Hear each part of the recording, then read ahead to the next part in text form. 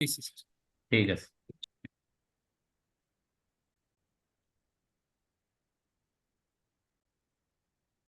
Thank you sir, sir join করার জন্য। Sir অনেক বিপদে আসছিলাম আর কি স্যার, আপনি। না ঠিক আছে, অসুবিধা নেই। কিন্তু আমিও তো তৈরি না। জি স্যার, স্যার ওই বলছেন যে স্যার তো অনেক ব্যস্ত থাকে, স্যারকে জানাইছেন, কিন্তু আমি মেল করছি, হোয়াটসঅ্যাপ করছি, স্যার কোনো কিছু বলেন। ও না, আমি স্যারের দেশের বাইরে। ফেসবুকে দেখছি, সে তো দেশের বাইরে, জি স্যার। মানে ফেসবুকে দেখছি। এই যাই হোক,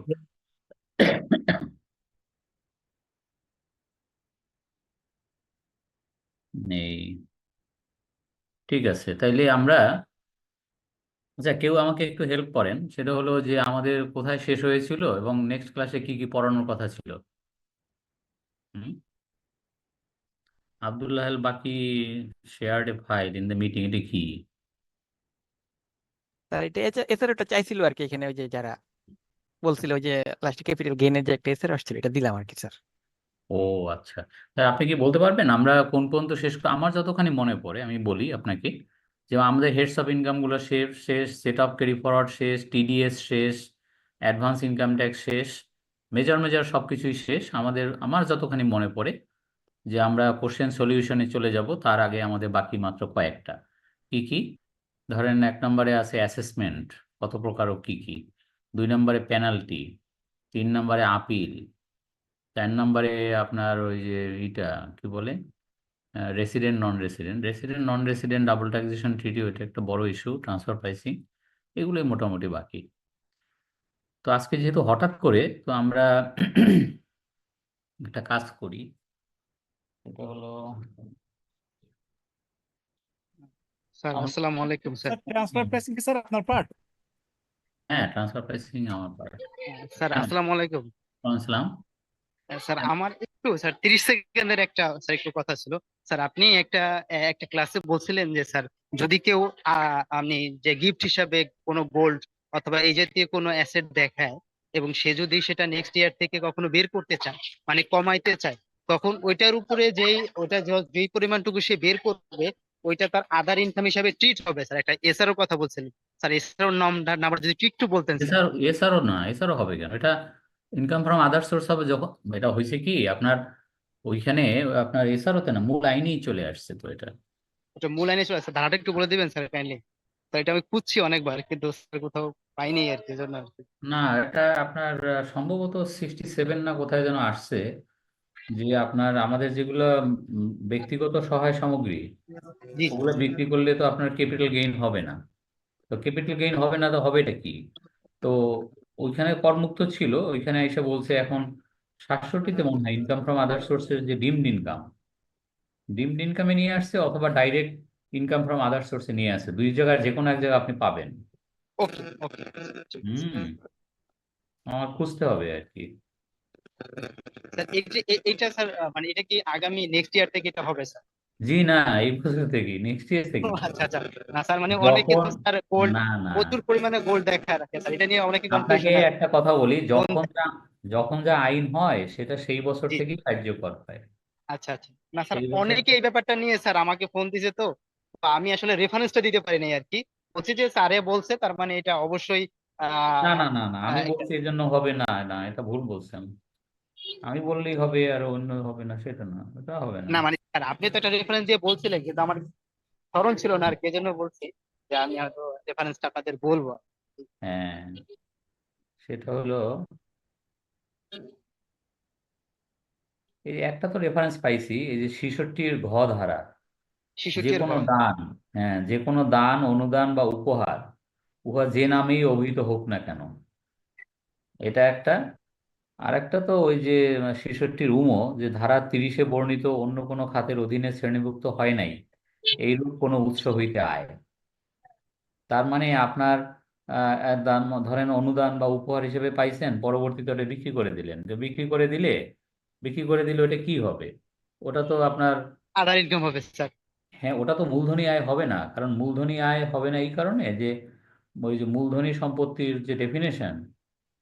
ওটা তো আমি কোনো ইনভেস্ট করি নাই স্যার, যেহেতু আমার কোনো ইনভেস্ট নাই সেই ক্ষেত্রে ক্যাপিটাল গেইন লসের তো কোনো প্রশ্নই আসে না স্যার। হ্যাঁ, জি স্যার। ওইটাই। এই মূলধনী আয় পরিকল্পনা, মূলধনী আয়ের মধ্যে এটা যাবে না, এই কারণেই ওটা ওইখানে যাবে আর কি। 76 স্যার। আর আপনি মূলধনী সম্পত্তি যেটা, ওইটার ডেফিনেশনটাও দেখতে পারেন। আমাদের যে ডেফিনেশনটা আছে যে ক্যাপিটাল অ্যাসেট, ক্যাপিটাল অ্যাসেটের ডেফিনেশনে চেঞ্জ করছে কিনা দেখেন তো একটু।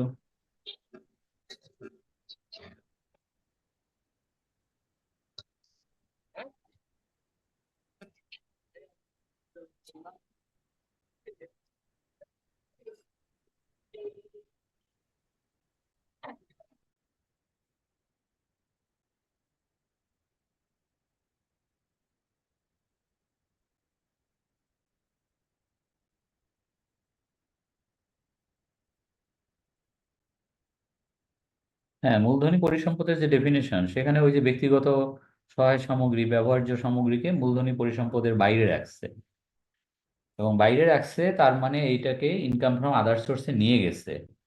বুঝতে পারছেন? মানে মানে এটা অব্যাহতির মধ্যেও যায়নি। আমার মনে হয় ওইটাই 66-র উমতে চলে আসবে, এবং জি পরিপত্রে স্যার। বলা আছে, আপনি রেফারেন্স হিসাবে পরিপত্রটা দেখে নিন, okay okay, thank you sir, এবারের পরিপত্রটা আর কি। Thank you so much sir. ঠিক আছে।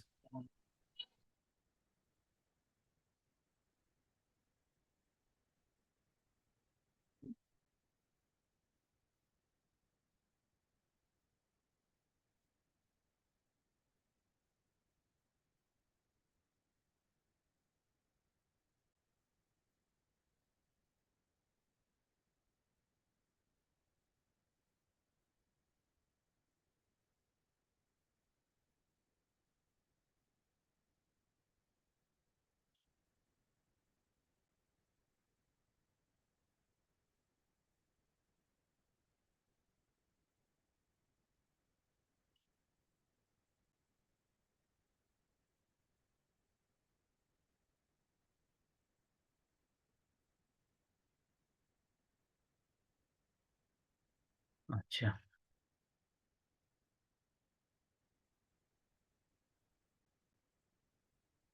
আমরা অ্যাসেসমেন্ট থেকে শুরু করবো, দেখি।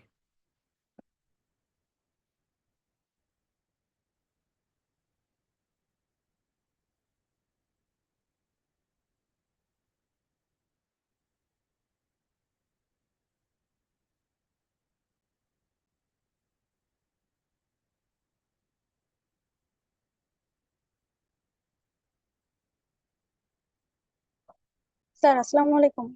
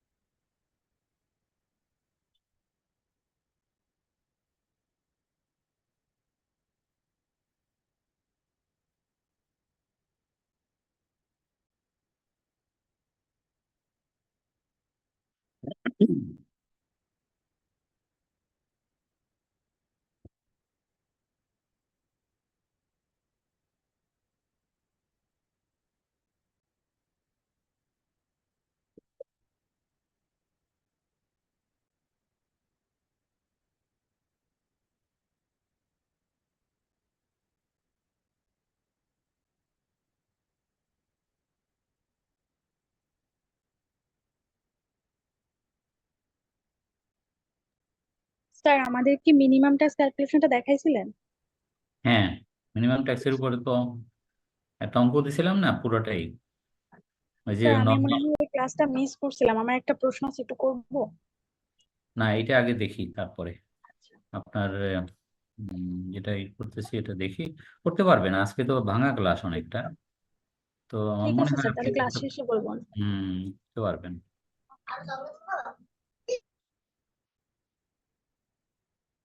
আচ্ছা, একটা জিনিস আমরা কিছু কিছু জিনিস মানে শেষ করে ফেলি, তাতে আমরা ওই কোশ্চেন অ্যান্সার মানে এসে যেতে পারবো, পিছনের কোশ্চেন সলিউশন বা সাজেস্টেড অ্যান্সার ইত্যাদিতে যেতে পারবো। আচ্ছা, অ্যাসেসমেন্ট কত প্রকার ও কি কি, সেটা আমরা একটু দেখি। প্রথম কথা হলো সেলফ অ্যাসেসমেন্ট, এটা মারাত্মক ইম্পর্টেন্ট, এটাই হলো অ্যাসেসমেন্ট। সারা বাংলাদেশে এখন নতুন আইন, সেটা হলো কোম্পানি হোক ব্যক্তি হোক সবারই সেলফ অ্যাসেসমেন্টে রিটার্ন সাবমিট করতে হবে ম্যান্ডেটরিলি। হ্যাঁ, এবং সেলফ অ্যাসেসমেন্ট আগে যেটা নাম ছিল ইউনিভার্সাল সেলফ অ্যাসেসমেন্ট, ওইটাই এখন ইউনিভার্সালটা উঠে গেছে, এটাই আর কি সেলফ। এবং সারা পৃথিবীতেও কিন্তু উন্নত বিশ্বে কিন্তু একটাই অ্যাসেসমেন্ট, সেটা হলো সেলফ অ্যাসেসমেন্ট। এই তো যাই হোক, এই পদ্ধতিতে সবাইকে সেলফের টিক চিহ্ন দিয়ে রিটার্ন সাবমিট করতে হবে। আমাদের রিটার্নটাও ফল্টি আসলে।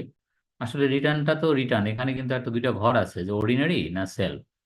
তো আপনি কোনটাতে টিক চিহ্ন দিবেন, এই অপশন আর থাকার কোনো মানে হয় না।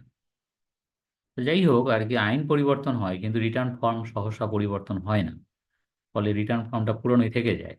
তো এই আর কি, এখানে একটা কথা বলা হচ্ছে, যদি কেউ সেলফে রিটার্ন সাবমিট করে 180 দিনের মধ্যে তার যদি ভুল ধরা পড়ে যে রিটার্নে তার ক্যালকুলেশনে কোনো মিস্টেক্স ছিল, হুম, তাহলে সে ওইটা দিতে পারবে। সে যে পরিমাণ টাকা কম দিছিল সেই পরিমাণ টাকা প্লাস, এটা আছে কি না দাঁড়ান তো দেখি, 169-এ 5% পার মান্থ, এটা কি উঠে গেছে কিনা এবারে? এটা স্যার উঠে গেছে। হ্যাঁ, আমি ওইটাই কনফিউজ, আমি পড়াতে গিয়ে আমি তো দেখলাম যে এটা তো নাই। এইটা নাই, এটা একটু করতে হবে, কারেকশন করতে হবে। তো আপনাদের তো মানে যেদিন ক্লাস থাকে সেদিন তো আমি একটা পাঠাই, তো আজকে তো সেই সুযোগটা হয় নাই, যেহেতু মানে হঠাৎ করে দিছে। তো ওইখানে এটা একটু কারেকশন করে দিতে হবে। 180 দিনটা ঠিক আছে, 180 দিনের ভিতরে সে অ্যামেন্ডেড রিটার্ন দিতে পারবে। যদি ট্যাক্স ক্যালকুলেশনে কোনো ভুল হয়ে থাকে, কম ট্যাক্স দিয়ে থাকে, তাহলে 180 দিনের মধ্যে সে ট্যাক্সটা দিয়ে রিটার্নটা সাবমিট করতে পারবে। তো সেক্ষেত্রে তার কোনো ওই যে ইন্টারেস্ট দিতে হবে না আর কি, ডিফারেন্সিয়াল অ্যামাউন্টের উপরে কোনো ইন্টারেস্ট দিতে হবে না, এটা ছিল 5% পার মান্থ। তো যাই হোক, রিটার্ন প্রসেসিং এর কথায় আসেন। তো রিটার্ন প্রসেসিং করে ডিসিটি 1 বছরের মধ্যে আম, করতে পারবে। যদি দেখে কারোর মানে ট্যাক্স কম দিছে, ভুলে কম দিছে, কোনো ফলস ক্লেম থাকতে পারে ইত্যাদি, বা বেশি রিবেট ক্লেম করছে ইত্যাদি। হুম, তো সেই সমস্ত ক্ষেত্রে ডিসিটিও কিন্তু ভুল বের করে তাকে 1 বছরের মধ্যে চিঠি দিতে পারবে, যে আপনি এই এই জায়গায় ভুল করছেন, এর ফলে আপনার এত টাকা ট্যাক্স কম হয়েছে বা বেশি হয়েছে ইত্যাদি। বেশি হলে তার বলে না, কম হইলেই বলে, চিঠি দেয়।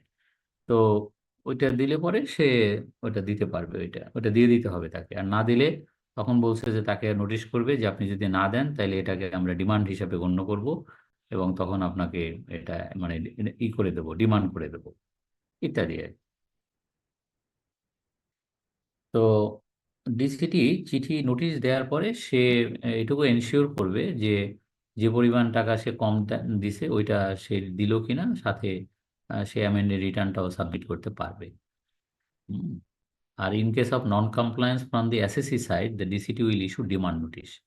যদি ডিসিটি ভালো কথায় মানে না শোনে, মানে নোটিশ পাওয়ার পরে সে নোটিশের কোনো উত্তরও দিল না, আর যে টাকা কম দিছে ভুলে সে টাকাও দিল না, সেক্ষেত্রে কি ডিসিটি কি করবে, বসে থাকবে? না, ডিসিটি তখন ওই টাকা ডিমান্ড হিসেবে গণ্য করে তাকে একটা ডিমান্ড নোটিশ দিয়ে দিবে। ডিসিটি আদায় করতে গেলে তো তাকে একটা ডিমান্ড সৃষ্টি করতে হয়। এই সবচেয়ে ডিফিকাল্ট পার্ট হচ্ছে এইটা, অডিট। এটা নিয়ে খোদ মানে ডিসিটি লেভেলেও মানে খুবই দেখি যে তারা আগের সিস্টেমটাকেই পছন্দ করে, বলে ওইটাই ভালো ছিল, এক হাতে ছিল, কি কি কারণে অডিটে পড়লো। উম, তো সেটা সেই মানে সে এবং করদাতা দুজনের মধ্যে, তো চিঠি অথবা প্রমাণ এগুলো দিয়ে টিয়ে একটা অ্যাসেসমেন্ট করতো। এখন এটা বিভিন্ন জায়গাতে যাবে, মানে এমন মানে একটা, এবং যেটা করছে সেটা ওয়ার্ল্ডের বেস্ট প্র্যাকটিস, সেদিক থেকে সাধুবাদ পাওয়ার মতো, যে আহ, কিন্তু একক কারোর হাতে নাই। যেমন এখানে মানে একটা একটা করে যদি পড়েন, অডিট প্রসিডিওরটা একটু কমপ্লিকেটেড। তো দেখে নিতে পারেন আর কি, যে এনবিআর অথবা এনবিআর যদি কাউকে অথরাইজ করে তাহলে সে অডিট সিলেকশন করতে পারবে। হুম, এবং সেটা করে মানে কমিশনারের কাছে ফরওয়ার্ড করবে for the purpose of audit. এরপরে 7 দিনের ভিতরে, 7 ওয়ার্কিং ডের মধ্যে কমিশনার আবার একটা এনকোয়ারি টিম গঠন করবে, অডিট টিম গঠন করবে এবং অডিট কিউরেটর গঠন করবে, মানে 3টা কমিটি গঠন করবে। তো এইরকম আর কি, মানে বিভিন্ন রকমের পর্যায়ে পর্যায়ে এরকম এবং দিনক্ষণ ধার্য করা আছে, কতদিনের মধ্যে কি করতে হবে ইত্যাদি আর কি। তো এই ইনকোয়ারি রিপোর্ট আবার এসএসসিকেও দেওয়া দেওয়া হবে, তার কোনো আপত্তি আছে কিনা, তারপরে মানে সে তার কি কি আপত্তি খণ্ডন করতে পারে সেগুলো নিয়ে আবার করা হবে। এইভাবে দিয়ে দিয়ে আবার একজন কিউরেটরের কাছে যাবে, এবং যে ডিসিটির আন্ডারে অ্যাসেসমেন্ট সেই ডিসিটির আন্ডারে থাকবে না, অন্য ডিসিটির কাছে চলে যাবে। এইরকম আর কি বিষয়গুলো, মানে একক হাতে আর কেউ কেউ থাকতেছে না আর কি। তো স্বাভাবিকভাবেই এটা ভালো একদিকে, যে মানে একক হাতে থাকলে সেখানে একটু সুবিধা হওয়ার থাকে। আর একটা কেস যদি বিভিন্ন জনের হাতে যায়, তখন স্বাভাবিকভাবে একজন আর কোনো কিছু এদিক সেদিক করতে সাহস পায় না। তো সেদিক থেকে নিতে ভালো। তো এটা দেখে নিয়েন, এটার মানে কপি আমি দিয়ে দেবো সব আপনাকে, সে একটু কারেকশন করে দেবো, ওই জায়গাটা একটু কারেকশন হবে এই। আর এটা পুরো অডিটের চলতেছে, মানে অডিটের মানে প্রসেসটা অনেক লম্বা। তো সিকোয়েন্সটাও আপনারা একটু দেখে নিন। আর এখানে একটা কথা বলছে যে কেউ যদি গত বছর থেকে অ্যাটলিস্ট 15% হায়ার ইনকাম শো করে, তাহলে তারটা অডিট হবে না। হুম। তবে সেখানে 4টা কন্ডিশন, শুধু গত বছর থেকে ইনকাম 15% হায়ার করলেই হবে না, 4টা কন্ডিশন যদি ফুলফিল করে সাথে, তাহলে তারটা মানে সেফ থাকবে, মানে তারটা অডিটে পড়বে না। কি কি? Return is accompanied by evidences in support of any tax exempted income. যদি কোনো করমুক্ত আয় থেকে থাকে, তাহলে তার করমুক্ত আয়ের সমর্থনে প্রমাণাদি সহ রিটার্নটা সাবমিট করতে হবে। Number 2, return does not show any tax exempted income. কোনো করমুক্ত আয় দাবি করতে পারবে না আন্ডার সেকশন 76। এখন বলতে পারেন যে স্যার এই যে 1 নম্বর এবং 2 নম্বর তো কন্ট্রাডিক্টরি।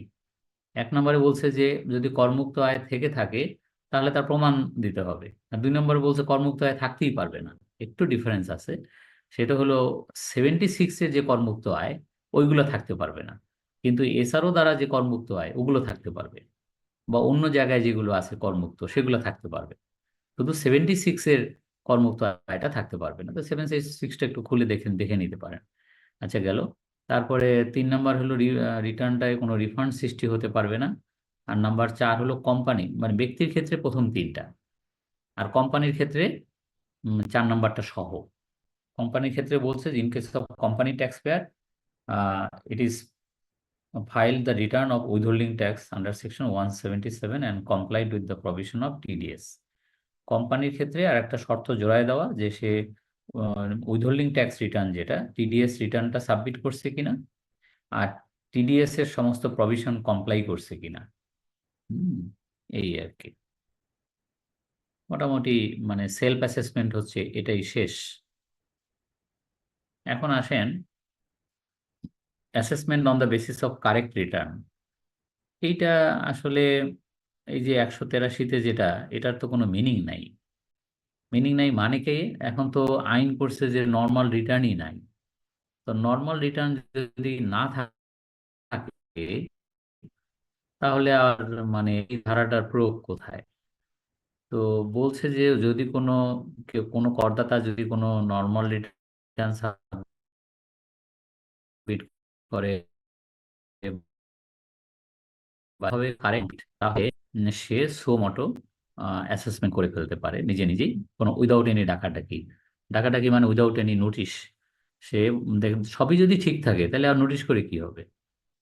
তো ওইটাই বলছে। তবে কোন ক্ষেত্রে ডিসিটি রিটার্নটাকে কারেক্ট অ্যান্ড কমপ্লিট হিসেবে গণ্য করে সো মটো অ্যাসেসমেন্ট করতে পারবে, সেক্ষেত্রে 5টা কন্ডিশন দেয়া আছে। এই কন্ডিশনগুলো যদি ফুলফিল করে, তাহলে ডিসিটি সেটাকে কারেক্ট রিটার্ন হিসেবে গণ্য করে উইদাউট ইস্যুইং এনি নোটিশ নিজে নিজেই সে এটাকে অ্যাসেসমেন্ট করে দিতে পারবে। তার মানে করদাতাকে ডাকতে হবে না, শুনানির জন্য নোটিশ করতে হবে না ইত্যাদি। 5টা কন্ডিশন কি কি এটা এক নজর দেখে নিয়ে আর কি। আচ্ছা, এটা গেল আপনার assessment on the basis of correct return. তো একটা কথা বলি, এইটার কোনো নাই, মানে এইটার কোনো ডিপার্টমেন্টে, ইনকাম ট্যাক্স ডিপার্টমেন্টে এই সেকশনটার ব্যবহার নাই, আগেও ছিল না। তো আগেও এই মানে এটা ছিল, অন্য অন্য মানে সেকশনটা নাই, মানে এটা ভিন্ন ছিল। কিন্তু ব্যবহার ছিল না। তারপরে আসেন বেড জাজমেন্ট অ্যাসেসমেন্ট 184। আগে ছিল এটা 84 আগের আইনে, এখন এটা 184। সেটা হলো এক্সপার্টি অ্যাসেসমেন্ট, বাংলায় হচ্ছে একতরফা কর নির্ধারণ। অর্থাৎ একজন করদাতাকে যদি নোটিশ হয় যে রিটার্ন দাখিল করার জন্য অথবা হিয়ারিং এর জন্য তাকে ডাকা হলো, এই যে বিভিন্ন ধারায় তাকে অথবা খাতাপত্র বুকস অফ অ্যাকাউন্ট চেয়ে নোটিশ করা হলো, সে কোনো কমপ্লাই করলো না, তো সে যদি এই ধারাগুলোর বা যে কোনো একটা ধারার যদি নন কমপ্লায়েন্স করে, সেক্ষেত্রে DCT to the best of his judgement তার অ্যাসেসমেন্ট করতে পারে একতরফাভাবে। এই, তবে নামে বেস্ট জাজমেন্ট, তা আসলে যেটা বাস্তবে যেটা আমরা দেখি সেটা হলো ব্যাড জাজমেন্ট, এবং যার এগেনস্টে একেবারে আপিল ট্রাইব্যুনাল লেগেই থাকে। বাস্তবের কথা বলছি আর কি। তো যাই হোক, এরপরে আসেন প্রভিশনাল অ্যাসেসমেন্ট। কোনোটা নিয়ে যদি কোনো কোশ্চেন থাকে করতে পারবেন কিন্তু। এরপরে আসেন যে প্রভিশনাল অ্যাসেসমেন্ট, এইটাও খুব আনকমন, কিন্তু একেবারে যে হয় না তা না। বিষয়টা হচ্ছে যে এটা আগেও ছিল, আগের আইনেও ছিল, যে ডিসিটি যদি দেখে যে কোনো করদাতা রিটার্নই দাখিল করেনি, অথবা কোনো করদাতা রিটার্ন দাখিল করছে কিন্তু রিটার্নের সাথে মানে যে ট্যাক্সটা দিয়ে দেওয়ার কথা ওই ট্যাক্সটা জমা দেয়নি, বা জমা আংশিক দিয়েছে, আংশিক বাকি, তো সে সমস্ত ক্ষেত্রে ওই টাকাটা ডিমান্ড সৃষ্টি করে ওই টাকাটা আদায় করার একটা মানে পায়তারা হচ্ছে এই প্রভিশনাল অ্যাসেসমেন্ট। যে একটা সামারি ম্যানারে কোনো রকম একটা অ্যাসেসমেন্ট করে তাকে পাঠায় দেওয়া, যে এই আপনি যে রিটার্ন দাখিল করছেন সেখানে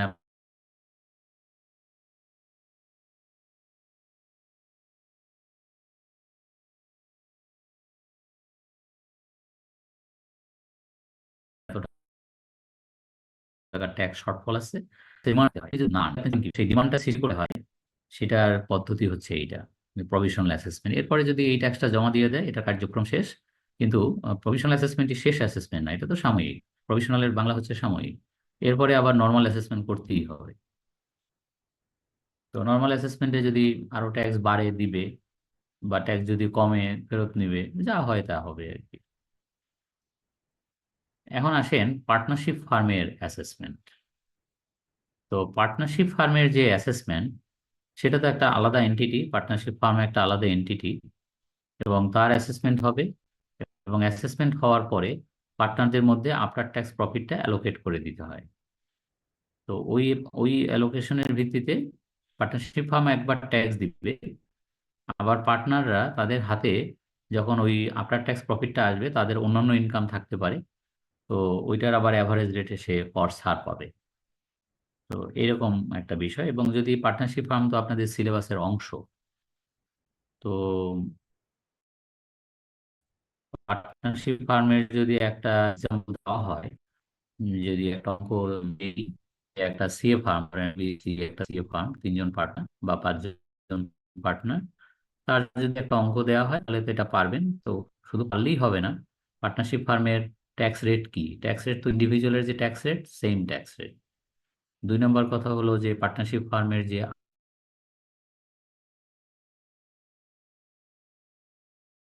আফটার ট্যাক্স অ্যালোকেশন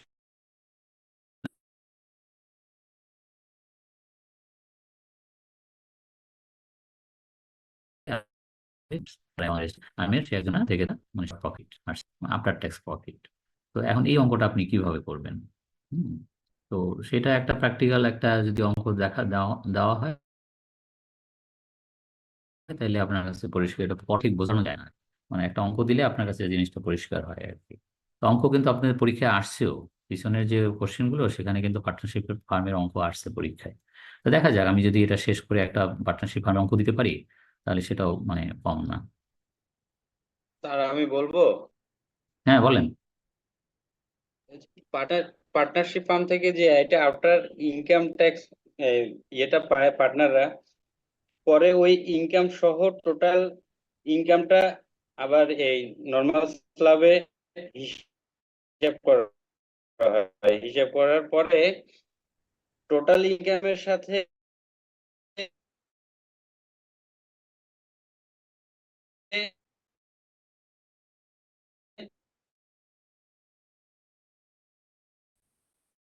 পার্টনারশিপ ফার্মের আয় টোটাল রেশিও ইনকাম, এটা রেফারেন্স হলো আপনার সম্ভবত সেকশন 80, মানে 80 ধারায় বলা আছে। তো যাই হোক, মানে কথা বলার চেয়ে যদি একটা অঙ্ক করা হয় তাহলে আপনার ওটা হয় মানে একেবারে মনে মনে থাকে আর কি, যে অঙ্কটা এভাবে করতে হবে। একটা পার্টনারশিপ ফার্মের অঙ্ক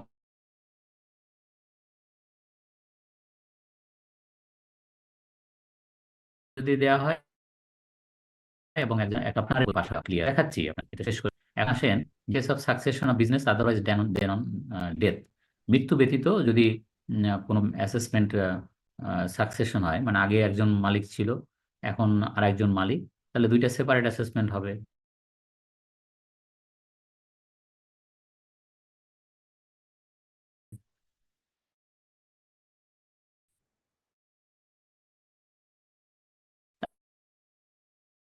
আমরা সাধারণত আমরা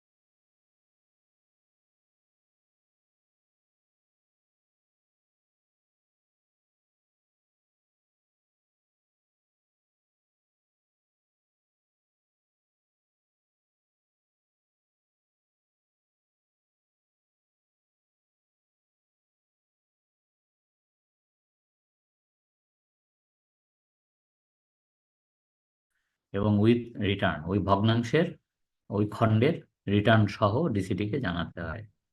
ডিসিটি তখন ওটা নোটিশ করে, এসএসসি কে নোটিশ করে, ওটা এমার্জেন্সি ভিত্তিতে তখন তার অ্যাসেসমেন্ট করে ফেলে। অ্যাসেসমেন্ট ইয়ারের জন্য আর ডিসিটি বসে থাকে না। এখন অ্যাসেসমেন্ট ইয়ার চলতেছে কোনটা, 24-25, ইনকাম ইয়ারও তো 24-25। এই ইনকাম ইয়ার শেষ হলে না অ্যাসেসমেন্ট ইয়ার শুরু হবে 25-26। ওই পর্যন্ত বসে থাকার সময় নেই, কারণ বসে থাকলে এই এই কর্তাটাকে আর খুঁজে পাওয়া যাবে না, সে তো ব্যবসা বন্ধই করে দিছে, এরপর তার তো ঠিকানাই নেই। বিষয়টা অনেকটা এরকম। সুতরাং এগুলোকে বলা হয় আপনার এমার্জেন্সি অ্যাসেসমেন্ট, এবং এই সমস্ত ক্ষেত্রে ইনকাম ইয়ার এবং অ্যাসেসমেন্ট ইয়ার সেম হতে পারে। ইনকাম ইয়ার এবং অ্যাসেসমেন্ট ইয়ার আমরা এ যাবৎ পড়াশোনা করছি যে ইনকাম ইয়ার শেষ হয়ে গেলে অ্যাসেসমেন্ট ইয়ার শুরু হয়, কিন্তু কোন কোন ক্ষেত্রে ইনকাম ইয়ার এবং assessment year may be the same ইয়ার, কোন কোন ক্ষেত্রে, এই 1 নম্বর হলো এইটা, যে assessment in case of discontinued business. তারপরে 2 নম্বর হলো পরেরটা, assessment in case of person living Bangladesh. কোনো ব্যক্তি যদি চিরতরে বাংলাদেশ ছেড়ে চলে যায়, নর্মালি বিদেশিরা বলে যায়, বাংলাদেশিরা তো বলে যায় না, বিদেশিরা বলে যায় এই কারণে যে ডিসিটির কাছে একটা সার্টিফিকেট নিয়ে যায়, ট্যাক্স ক্লিয়ারেন্স সার্টিফিকেট, কারণ সে হয়তো এরপরে তার পোস্টিং হবে শ্রীলঙ্কা অথবা পোস্টিং হবে ইউরোপে। তো সে যে সব দেশে চাকরি করে সব জায়গা থেকে এরকম একটা ক্লিয়ারেন্স সার্টিফিকেট নিয়ে যায় যে ওই দেশে তার কোনো ট্যাক্স পাওনা নাই, ইত্যাদি আর কি। এটা হলো পার্সন লিভিং বাংলাদেশের ক্ষেত্রেও তাই। এরপরে আসেন মৃত ব্যক্তির কর নির্ধারণ। কোনো ব্যক্তি যদি মারা যায়, তাহলে মারা যাওয়ার আগের দিন পর্যন্ত তার ওই ওই খণ্ডের একটা লাস্ট অ্যাসেসমেন্ট হবে, এবং সেটা নোটিশটা কার উপরে জারি করা হবে, তার বড় ছেলে বা তার ওয়াইফ বা বড় মেয়ে যাদেরকে রেখে গেছে তাদের মধ্য থেকে কে, এরকম একটা তাকে নির্ধারণ করে তাকে নোটিশ দেওয়া হবে যে আপনার মৃত পিতার কিছু অসম্পন্ন কাজ আছে, সেটা সম্পন্ন করার জন্য আপনাকে প্রতিনিধি নিয়োগ করা হলো, এবং চিঠি চালাচালি আপনার নামেই করা হবে কিন্তু বিষয়টা আপনার না, এরকম আর কি। তো ওই ওইটাই হবে তার লাস্ট অ্যাসেসমেন্ট। এবং যদি পিছনের কোনো অ্যাসেসমেন্ট পেন্ডিং থাকে, সেগুলোও কিন্তু ওই মানে যিনি মারা গেছেন তিনি তার বড় ছেলে বা কিছু একটা, ওই তাদের ঘাড়েই যাদেরকে ওয়ারিশ রেখে গেছে তাদের ঘাড়েই কিন্তু বর্তাবে। ইভেন একটা খারাপ কথা বলা আছে যে যিনি মারা গেছেন তিনি যে সহায় সম্পত্তি রেখে গেছেন, যে টাকা ইনকাম ট্যাক্স পাওনা রেখে মারা গেছেন, সেই টাকা দেখা গেল যে সহায় সম্পদ রেখে গেছেন সেটা সব বিক্রি করলেও ওই টাকা হয় না। তাহলে বলছে যে সব বিক্রি করে ওই টাকা যদি না হয় তাহলে যতটুকু হয় ততটুকু, বাকিটুকু মাপ। তাইলে আর ছেলে মেয়েরা কি পাবে? সবই যদি ইনকাম ট্যাক্স নিয়ে নেয়, তাহলে আর ছেলেমেয়েরা কি পাবে? তো বিষয়টা এরকম আর কি। এরপরে আসেন স্পট অ্যাসেসমেন্ট। এটাও বাস্তবে নাই। এটা একসময় আইন করা হয়েছিল যে ডিসিটি স্পটে চলে যাবে, অর্থাৎ যেখানে গ্রোথ সেন্টার, ব্যবসার নতুন নতুন ব্যবসা গজায় উঠছে, সেই সব জায়গায় ডিসিটি নিজেই চলে যাবে গিয়া, মানে ব্যবসায়ীদেরকে বুলাইয়া ভালাইয়া বুঝাইয়া তাদেরকে নেটে নিয়ে আসা, যে ভাই আপনাদের আসা উচিত, এই দেশের অগ্রগতিতে আপনাদের অংশীজন হওয়া উচিত। আপনারা যদি মিনিমাম ট্যাক্স 5,000 টাকা 3,000 টাকা যাই দেন, যেটা মিনিমাম ট্যাক্সের, এটা দিয়ে হলেও আপনার একটা টিন খোলা, টিন খুলে রিটার্ন দাখিল করা, আমরা এই কাজটাকে সহজ করে দিচ্ছি, আপনাকে কোথাও যেতে হবে না, আমরাই চলে আসছি, এরকম বিষয়টা আর কি। তো এটাও নানান কারণে আপনার এটা খুব ফলপ্রসূ হয় নাই, এবং ইনকাম ট্যাক্স ডিপার্টমেন্টের দিক থেকে তো এটা মোটেই পপুলার না। এই তো যাই হোক, এরপরে আসেন স্কেপড অ্যাসেসমেন্ট। তার মানে এটা হলো, কেউ যদি কর ফাঁকি দিয়ে থাকে তাহলে, বা সম্পদ গোপন করে থাকে, আয় গোপন করে থাকে, তাহলে সেইটা পুনরুদ্ধারের পথ হচ্ছে, মানে এই আগে ছিল 93, এখন হলো 212, মানে এসকেপড অ্যাসেসমেন্ট। তো কি কি হলে এই ধারাতে ডিসিটি নোটিশ করে আবার তার কেসটাকে পুনর্মোচন করতে পারে, এবং এই পুনর্মোচনটা করতে পারে উইদিন 6 ইয়ার্স, 6 বছরের মধ্যে যদি তার কোনো কর ফাঁকি ধরা পড়ে, তাহলে এটাকে, ইভেন গত বছর একটা আইন করছে, সেটা হলো 6 বছরের পিছনেও যদি কারোর কোনো সম্পদ গোপন থাকে, তাহলে সেটা সে ওই 6th ইয়ারে গোপন করছে হিসাবে ধরে নিয়ে তাকে ওই বছরের থেকে জবাই করা যাবে, এরকম বিষয়টা আর কি। স্যার প্রিভিয়াস আরো যাইতে পারবে? যেতে পারবে, প্রিভিয়াস ইয়ারে নোটিশ করতে পারবে না। মানে আমি আপনাকে বুঝাই বলি, বিষয়টা হচ্ছে, ধরেন একটা লোক বাড়ি করছে, উত্তরায়, এবং 6 তলা বাড়ি করছে, কিন্তু সে দেখায় নাই, এটা গোপন। তো বাড়িটা করছে কবে? আজকে থেকে 10 বছর আগে। এটা ইনকাম ট্যাক্সের ফাইলে সে দেখায়নি। এই আইন করছে এখন যে ডিসিটি তো 6 বছরের পিছনে যেতে পারবে না, সে তো নাচতেছে যে আমার কিছুই করতে পারবে না, কিন্তু এই গত বছর থেকে নাচানাচি বন্ধ হয়ে গেছে। কিরকম? আইন করছে যে যদি কেউ 6 বছরের পিছনেও কোনো সম্পদ গোপন করে থাকে, তাহলে সেটা 6th ইয়ারে গোপন করছে বলিয়া ধরিয়া লইয়া তাহারে 6th ইয়ারে জবাই করা যাইবে। অর্থাৎ ডিসিটি তো 6 বছরের পিছনে যাইতে পারবে না, তাহলে ওই সম্পদ তার 6th ইয়ারে অর্জিত হয়েছে বলিয়া গণ্য করিয়া তাহারে ওই বছর নোটিশ, 6th ইয়ারে নোটিশ করিয়া উহার ব্যাখ্যা চাওয়া যাইবে, যে আপনি বাড়ি কিভাবে করলেন, বাড়ি যে দেখালেন না, এই যে সম্পদ গোপন করলেন আমি ধরছি, এখন এটার ব্যাখ্যা দেন, নাহলে আমি এটা ট্যাক্স করে দেবো পুরাটাই, ইত্যাদি আর কি। এখন এই ধারাতে আপনার ডিসিটিতে বললাম 6 বছরের পিছনে যেতে পারবে না। আহ, যদি সে রিটার্ন সাবমিট না করে, তাহলে পিছনে যে কোনো বছরে যে যাওয়া যাবে, ওটাকে বলা হয় ওপেন। আর রিওপেন হচ্ছে উইদিন 6 ইয়ার্স। ধারা একটাই, 212, আগে ছিল 93, একই কথা। কিন্তু মানে এই 93 বা 212, এখনকার 212 deals with both open and reopen. Open করা যায় at any time, but reopen করা যায় উইদিন 6 ইয়ার্স। ওপেন মানে কি? একটা লোক রিটার্নই দেয় নাই, তার কোনো অ্যাসেসমেন্টই হয় নাই, তো এটা তো ওপেন, এটা তো এমন না যে এটা ক্লোজড না। অ্যাসেসমেন্ট হলে না হয় ক্লোজড হয়, ওইটাকে আবার রিওপেন করতে হয়, কিন্তু যেটা ক্লোজ না সেটা তো ওপেন করা যাবে অ্যাট এনি টাইম। বুঝতে পারছেন? এই যে দেখেন 3 নাম্বারটা আপনার চোখের সামনে, এই যেটা বলছি 6 বছরের ঘটনা, এটা পড়ে দেখেন। If an assessee conceals any asset which he acquired before 6 years, then the DCT will deem that the asset is acquired in the 6th year and issue notice accordingly. বুঝেন অবস্থা? যেটা একেবারেই মানে গত বছরে নতুন করছে বাংলা আইনে, যেটা আগের আইনে এটা 6 বছর ছিল, এবং এসএসসিরা খুব শান্তিতে ছিল, যে আমি 6 বছর যদি ঘাপটি মেরে থাকতে পারি, তাইলে আর আমারে কেউ কিছু করতে পারবে না। তো এই আর কি, আইন পরিবর্তন হয়, মানুষ ভাবে এক, হয় আর এক। দিন তো আর কারোর একরকম থাকে না। আচ্ছা, তারপরে দেখেন assessment of minor, lunatic, idiot, beneficiary ইত্যাদি। অর্থাৎ মাইনরের অ্যাসেসমেন্ট হবে মেজরের সাথে। অনেক সময় কোর্ট থেকে ট্রাস্টি নিয়োগ করে দেয়, রিসিভার নিয়োগ করে দেয়, তাদের হাতে অ্যাসেসমেন্ট হবে। এগুলো আমাদের আনকমন, ওগুলো মানে খুব একটা ই না, আমরা বাস্তবে কোনোদিন দেখিই নেই। আর 4 নম্বর হলো assessment of non resident shipping, অর্থাৎ বিদেশি পতাকাবাহী জাহাজ যদি বাংলাদেশ ছেড়ে চলে যায়, চিটাগাং পোর্ট ছেড়ে যায় বা মোংলা পোর্ট ছেড়ে যায়, তো তখন কিন্তু আপনার ওই কাস্টমস কমিশনার ওইটা এনশিওর করে যে তার যে টোটাল জাহাজ ভাড়া, সেই জাহাজ ভাড়ার উপরে 8% ট্যাক্স দিলে সে জাহাজ ছাড়ার অনুমতি পাবে।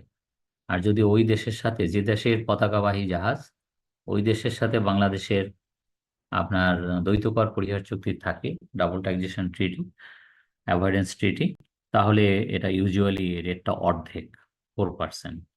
এই 4% ট্যাক্স বা 8% ট্যাক্স কিন্তু ইনকামের উপরে না, এটা তার জাহাজ ভাড়ার এই উপর। কামাল হোসেন ভাই, আপনি এই যে দাগ দিচ্ছেন কেন? আন্ডু করে সব ইয়ে করে ক্লিন করেন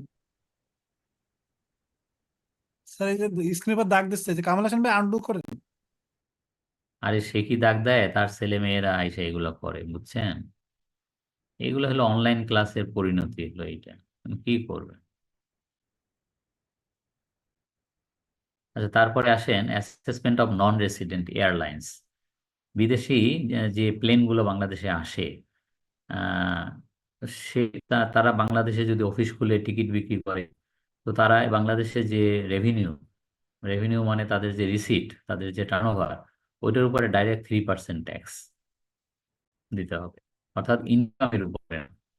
আপনার নন রেসিডেন্ট ওই যে এয়ারলাইন্স আর নন রেসিডেন্ট শিপিং, তো দুইটার ক্ষেত্রেই কিন্তু ওটা হলো জাহাজ ভাড়া, এটাও হলো প্লেনের ভাড়া, ভাড়া যেটা তাদের যে রিসিট, ওই রিসিটের উপরে ডাইরেক্ট 3% ট্যাক্স। তবে যদি এমন দেশের প্লেন হয়, এমন দেশের উড়োজাহাজ হয়, যে দেশের সাথে বাংলাদেশের দ্বৈত কর পরিহার চুক্তি আছে, তাহলে নো ট্যাক্স।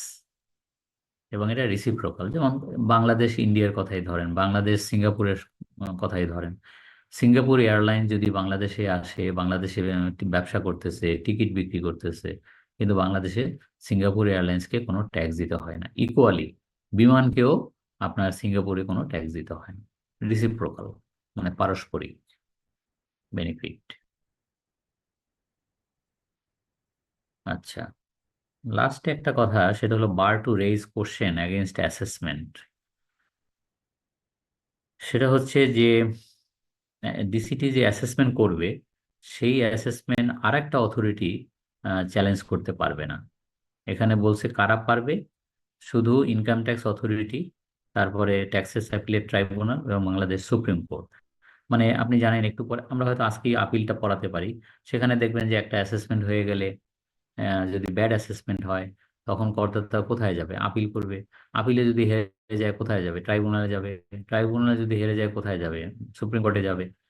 এই যে মানে এইগুলো মানে অথরিটি বা কোর্ট, তারা তো ইনকাম ট্যাক্সের সাথে রিলেটেড, এই কেসের সাথে রিলেটেড, কিন্তু অন্য কোনো অথরিটি নাক গলাতে পারবে না এই ডিটি অ্যাসেসমেন্ট। আসলে মানে এটা এখানে এটা করার যে উদ্দেশ্য, এই আইনটা করার উদ্দেশ্য একটু ভিন্ন, সেটা বলি আপনাকে।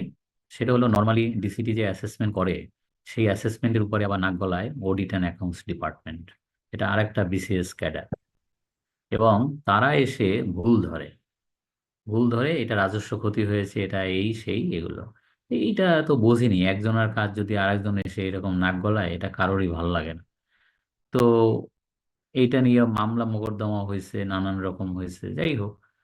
তো শেষ পর্যন্ত ইনকাম ট্যাক্স এটা আইন করছে যে কেউ নাক গলাতে পারবে না এরা বাদ ছাড়া।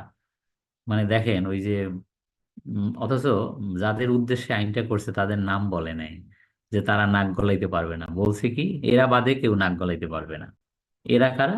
যে ডিসিটি, তারপরে ট্রাইব্যুনাল, ইনকাম ট্যাক্স ডিপার্টমেন্ট, তারপরে ট্রাইব্যুনাল, সুপ্রিম কোর্ট, এরা বাদে ডিসিটি যে অ্যাসেসমেন্ট করবে, সেই অ্যাসেসমেন্টের বিরুদ্ধে অন্য কেউ নাক গলাতে পারবে না। এটাই লেখা এখানে। তা আমি আপনাকে ব্যাকগ্রাউন্ডটা বললাম আর কি, এই যাই হোক। স্যার একটা স্যার ওই কথা যে ডিজিওডির যে নাক গলায় আর কি, এটা কি ওইটাই তো ওইটাই তো বললাম আপনাকে, তো বললাম কি এতক্ষণ ও ডিজি ওডি, না না না, ডিজি না না, ভুল বলছেন আপনি। ডিজি ইন্সপেকশন ডাইরেক্টরেট, ওটা তো আমাদের ডিপার্টমেন্টেরই, ওটা তো ডিপার্টমেন্টেরই একটা অংশ, ওয়াচডগ হিসেবে কাজ করে। ডিপার্টমেন্ট অংশ?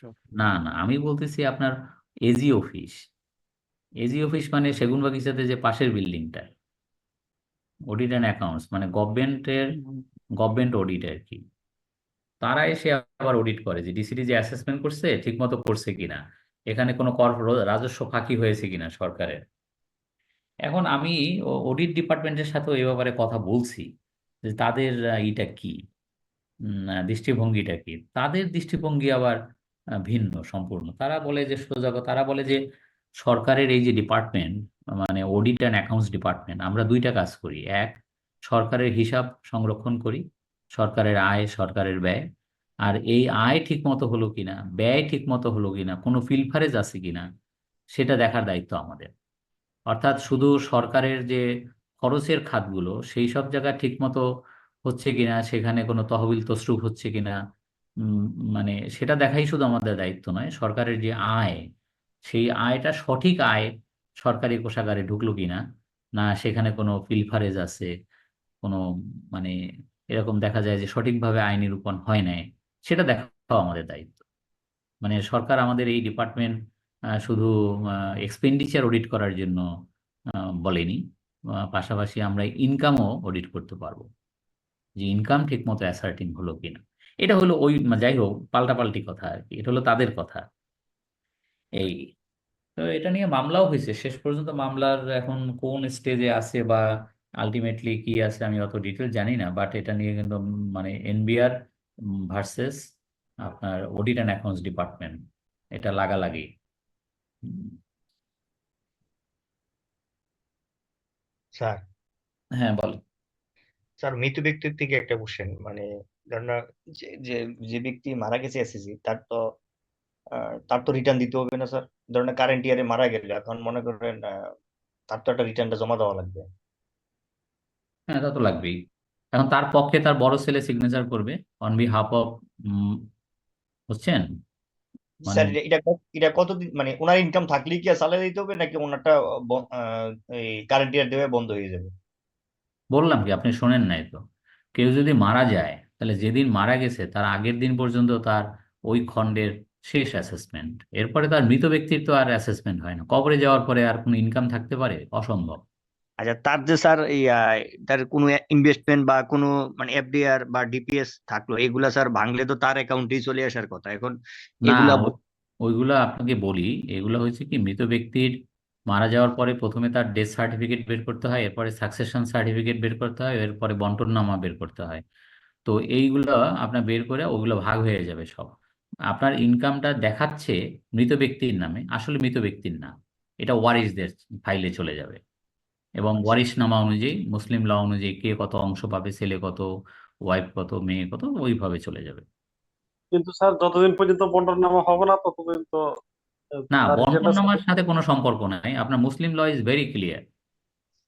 বন্টননামার সাথে কোনো সম্পর্ক, বন্টননামা অন্য জিনিস। বন্টননামা হলো ধরেন একজন দুই দুই তিনটা বাড়ি রেখে মারা গেছেন, ছেলে কোনটা নিবে, মেয়ে কোনটা নিবে, কে কোনটা নিবে, এটা নিজেদের মধ্যে যে বন্টননামা, ওটা ভিন্ন জিনিস। ওটা এক জিনিস। আর সাকসেশন সার্টিফিকেট যেটা, সেটা কোর্ট থেকে যেটা হয় সেটা ভিন্ন জিনিস। সাকসেশন সার্টিফিকেট যেটা হবে অবভিয়াসলি মুসলিম ল অনুযায়ী হবে, এটা ভায়োলেশন করার ক্ষমতা কারণ নাই, যে কে কত অংশ পাবে ডিটারমাইন্ড। স্যার স্যার সেকশন 183 টা বোধহয় একটু চেঞ্জ হয়েছে, হেডলাইনটা চেঞ্জ হয়েছে এই বছর। তাই এটা না? আসলে উপকর কমিশনার কর্তৃক কর নির্ধারণ, মানে পুরো সেকশন সাবসেকশন 1টাই মানে ও রিপ্লেস করা হয়েছে। কত বললেন? 180? 183 যেটা ওই যে হ্যাঁ কারেক্ট হ্যাঁ, রিটার্ন, কারেক্ট যেটা রিটার্ন যেটা। Assessment on the basis of correct return, ওইটার নাম হয়েছে এখন উপকর কমিশনার কর্তৃক কর নির্ধারণ। চেঞ্জ হয়ে গেছে জি 183। স্যার। হুম, আমি এটা তো আসলে জি স্যার চেঞ্জ হয়েছে। গতবারের তো ওইটা ই করে দিতে বুঝতে হবে। পেরেছি। হ্যাঁ হ্যাঁ, এটা আমি চেঞ্জ স্যার এই জন্য হয়েছে। বললাম, পরে তো এটা আপনার কন্টিনিউ থাকবে এই জন্য বললাম। ঠিকই ঠিকই। ওটা ওই সাবসেকশন 1টা পুরোটাই চেঞ্জ করে ফেলছে, পুরোটাই রিপ্লেস চেঞ্জ করছে। করছে, হ্যাঁ। মানে আমি সাবসেকশন 2টা ঠিক আছে পুরোটা, বাট 1টা আবার ওটা ঠিক পুরোটাই আছে, রিপ্লেস ওয়ানটা করছে। ওয়ানটা ঠিক আছে, চেঞ্জ আছে। আমার একটা প্রশ্ন ছিল। স্যার, এই যে রিটার্ন প্রসেসে যেমন সেলফে রিটার্ন করবে লাইক কোম্পানির ক্ষেত্রে আগে তো নর্মাল করতে হয়, এই বছর থেকে সেলফ। সেলফ, হ্যাঁ। সেলফে করার পরে তো আমি তো আমার বেস্ট জাজমেন্ট করে আমি আমার মতন করে রিটার্ন সাবমিট করবো, ট্যাক্স পেমেন্ট করবো। এরপর বলতেছে রিটার্ন প্রসেস। তা রিটার্ন প্রসেস মানে কি, যে আগেরবারের মতন যেমন নর্মাল করতো ডিসিটি, আবার সে তার মতন করে করবে, যে না তোমার এটা ডিসঅ্যালাউ হবে, এটা হবে না, এটা হবে, এরকম কি হ্যাঁ, করবে, নাকি শুধু ম্যাথমেটিক্যাল আমি যেটা দিছি সেটা কারেকশন আছে কিনা সেটা চেক করবে? কি বুঝিনি, আবার বলেন তো কি? মানে কোশ্চেন হলো যে আমি সেলফ রিটার্ন করলাম, আর সেলফ রিটার্ন করলে তো ডিসিটি আগে যেমন নর্মাল রিটার্ন করতো, আমি সাপোজ বললাম যে একটা এক্সপেন্স উনি ডিসঅ্যালাউ করে দিল, বা হুম। সেই জিনিসগুলো কি ওই যে রিটার্ন প্রসেসের মাধ্যমে ডিসিটি করতে পারবে এই বছর? না না, রিটার্ন প্রসেসিং তো ভিন্ন জিনিস। রিটার্ন প্রসেসিং তো শুধুমাত্র দেখে যে কোনো আপনার ট্যাক্সের কোনো হিসাবের কোনো গোলমাল অথবা রিবেট ক্যালকুলেশনে কোনো গোলমাল, ওইগুলো দেখে। কিন্তু সে এডিশনাল কোনো কিছু ইম্পোজ করতে পারবে না, তাই তো? না না, ওটা তো অডিটের মাধ্যমে করতে হবে। এডিশনাল কোনো কিছু করতে গেলে তাকে অডিটের মাধ্যমে করতে হবে। আবার এছাড়া কোম্পানির ক্ষেত্রে তারা অডিটে পারবে না, বললেন যে 15% যদি বেশি ইনকাম দেখায় হ্যাঁ, তাহলে তো সেক্ষেত্রে অডিটে ফেলাতে পারবে না। না পারবে না, পারবে না। জি স্যার, এটা তো ভালো আর কি, যে কোম্পানিগুলো গ্রোথ আছে। হ্যাঁ, এটা তো সত্যি কথা। তাহলে স্যার এখন থেকে কোম্পানি পার্সোনাল সবই সেলফে হবে? হুম। কোম্পানি কি কোম্পানিটাও তো এখন থেকে সেলফে হবে? ম্যান্ডেটরি, এখন তো সেলফে হতেই হবে। আচ্ছা স্যার, আমি যেটা বলছিলাম আমি ক্লিয়ার হই না, ওই যে মৃত ব্যক্তির যে এফডিআরটা আছে, তাই এফডিআরটা এনক্যাশমেন্ট হলে তো ওনার অ্যাকাউন্টে ঢুকবে, ওই ব্যক্তির অ্যাকাউন্টে ঢুকবে, কিন্তু এটা হ্যাঁ, উঠাইতে গেলে তো তার উত্তরসূরি লাগবে, বা উত্তরসূরির মধ্যে কিভাবে উঠাবে? এটা তাহলে সাকসেশন সার্টিফিকেট ব্যাংকে জমা দিয়ে তো টাকাটা উঠাতে পারবে তাহলে উত্তরসূরিরা? হুম, কি কি আবার বলেন কি? স্যার স্ক্রিন দেখা যাচ্ছে না। হুম। স্যার শুনতে পাচ্ছেন? হ্যাঁ, শুনতে পাচ্ছি, আপনি শুনতে পাচ্ছেন? জি জি স্যার, শুনতে পাচ্ছি আমি। হ্যাঁ, বলেন কি?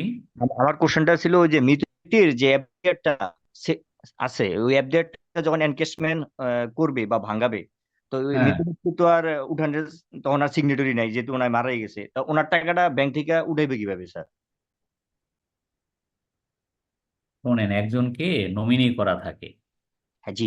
নমিনি করা থাকে, তো নমিনি টাকাটা উঠাবে, কিন্তু টাকাটার মালিক সে না। টাকাটা মুসলিম ল অনুযায়ী টাকাটা ভাই বোনদের মধ্যে ওইভাবে ভাগ হবে সাকসেশন সার্টিফিকেট অনুযায়ী। বা সোজা কথা, মুসলিম ল অনুযায়ী ছেলে যা মেয়ে তার অর্ধেক, মা পাবে প্রথমে 8 ভাগের 1 ভাগ ইত্যাদি আর কি।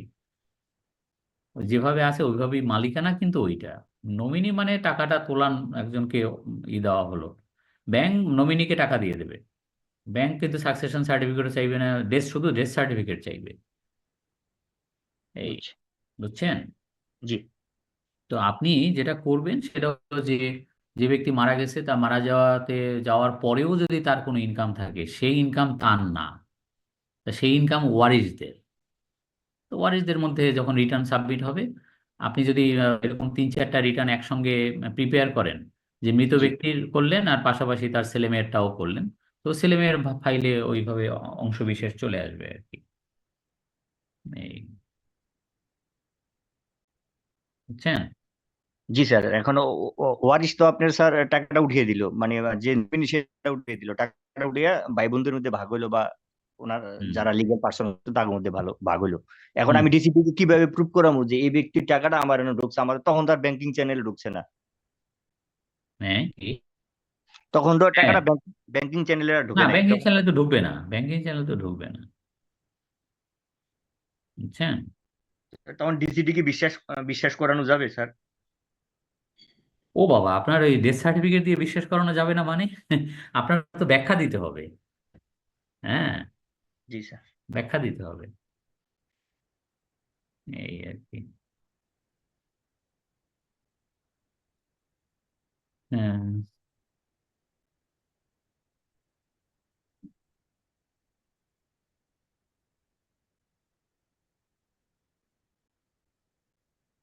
আচ্ছা, তো ভাবছিলাম একটা অঙ্ক করাবো, কিন্তু এইটাই ওপেন হচ্ছে না দেখি,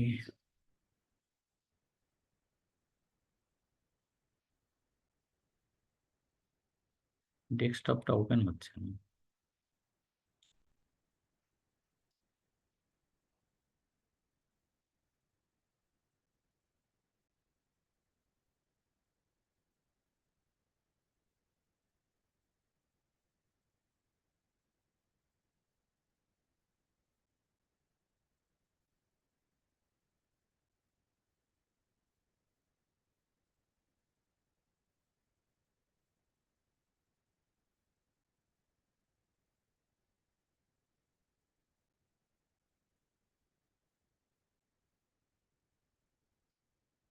হুম, যাই হোক, এটা সমস্যা দিচ্ছে। ভাবছিলাম অঙ্কটা করাবো, একটা অঙ্ক, সেটা হচ্ছে না।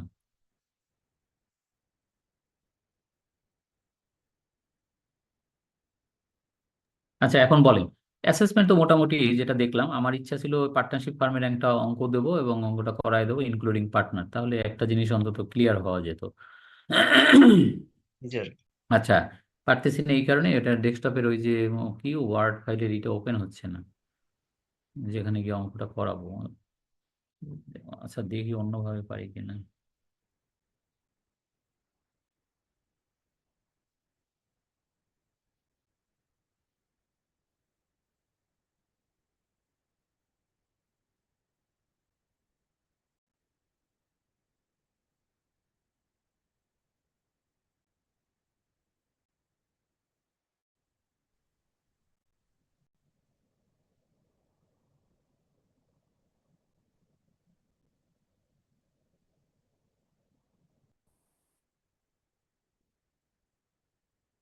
হয়তো দেখি।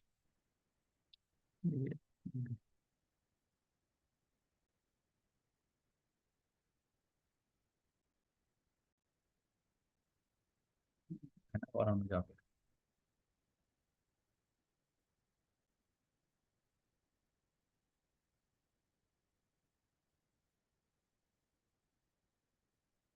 বাদ দিয়ে এটা কাজ করতেছি। আচ্ছা, আমরা এখন একটা কাজ করি, যেহেতু একটা শেষ করলাম, আমি আরেকটায় যাচ্ছি। হুম।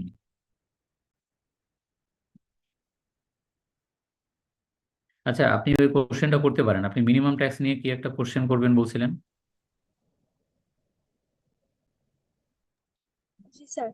হ্যাঁ, বলেন, কি কি করবেন? স্যার আমি হচ্ছে বইয়ে ম্যানুয়ালে ম্যাথ করতে গিয়ে আমি হ্যাঁ, দেখলাম যে ওখানে ক্যাপিটাল গেইন এবং ইস্যুর উপরে ডিভিডেন্ড ইনকামের উপরে যখন মিনিমাম ট্যাক্স করা হয় তখন 0.06% দিয়ে গুণ করার পর আবার ওরা একটা ফ্র্যাকশন করে, যেমন হ্যাঁ, হ্যাঁ, ডিভিডেন্ডের।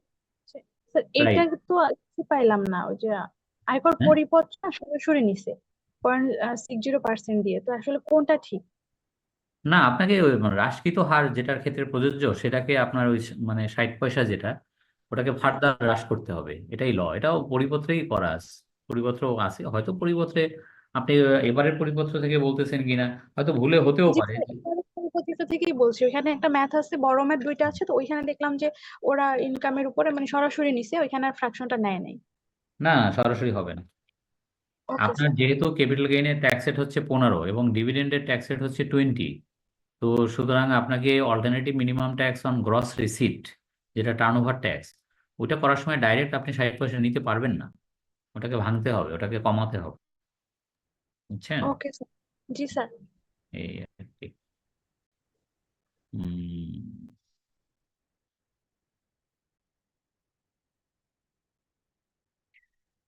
আচ্ছা, আমরা আসি এখন।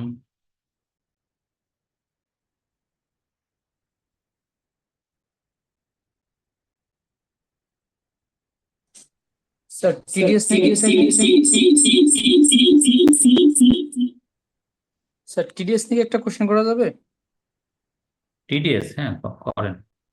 স্যার স্যার টিডিএস এর ফ্রেইট ফরওয়ার্ডার যারা থাকেন, এই ফ্রেইট ফরওয়ার্ডার স্যার ওদের হচ্ছে দুটা রেট ছিল, একটা ছিল স্যার হচ্ছে যে কমিশনের উপর 10% চার্জ করতে হবে, হুম, অথবা হচ্ছে স্যার হচ্ছে আরেকটা ছিল 2.5% গ্রোস বিলের উপর।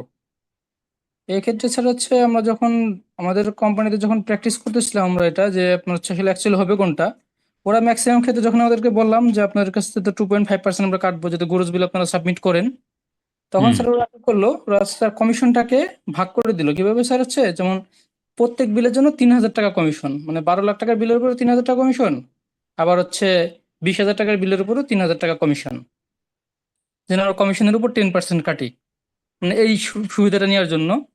কিন্তু আমরা বললাম যে না, এটা তো হওয়ার কথা না, এটা তো মূলত হবে গ্রোস বিলের উপর 2.5%।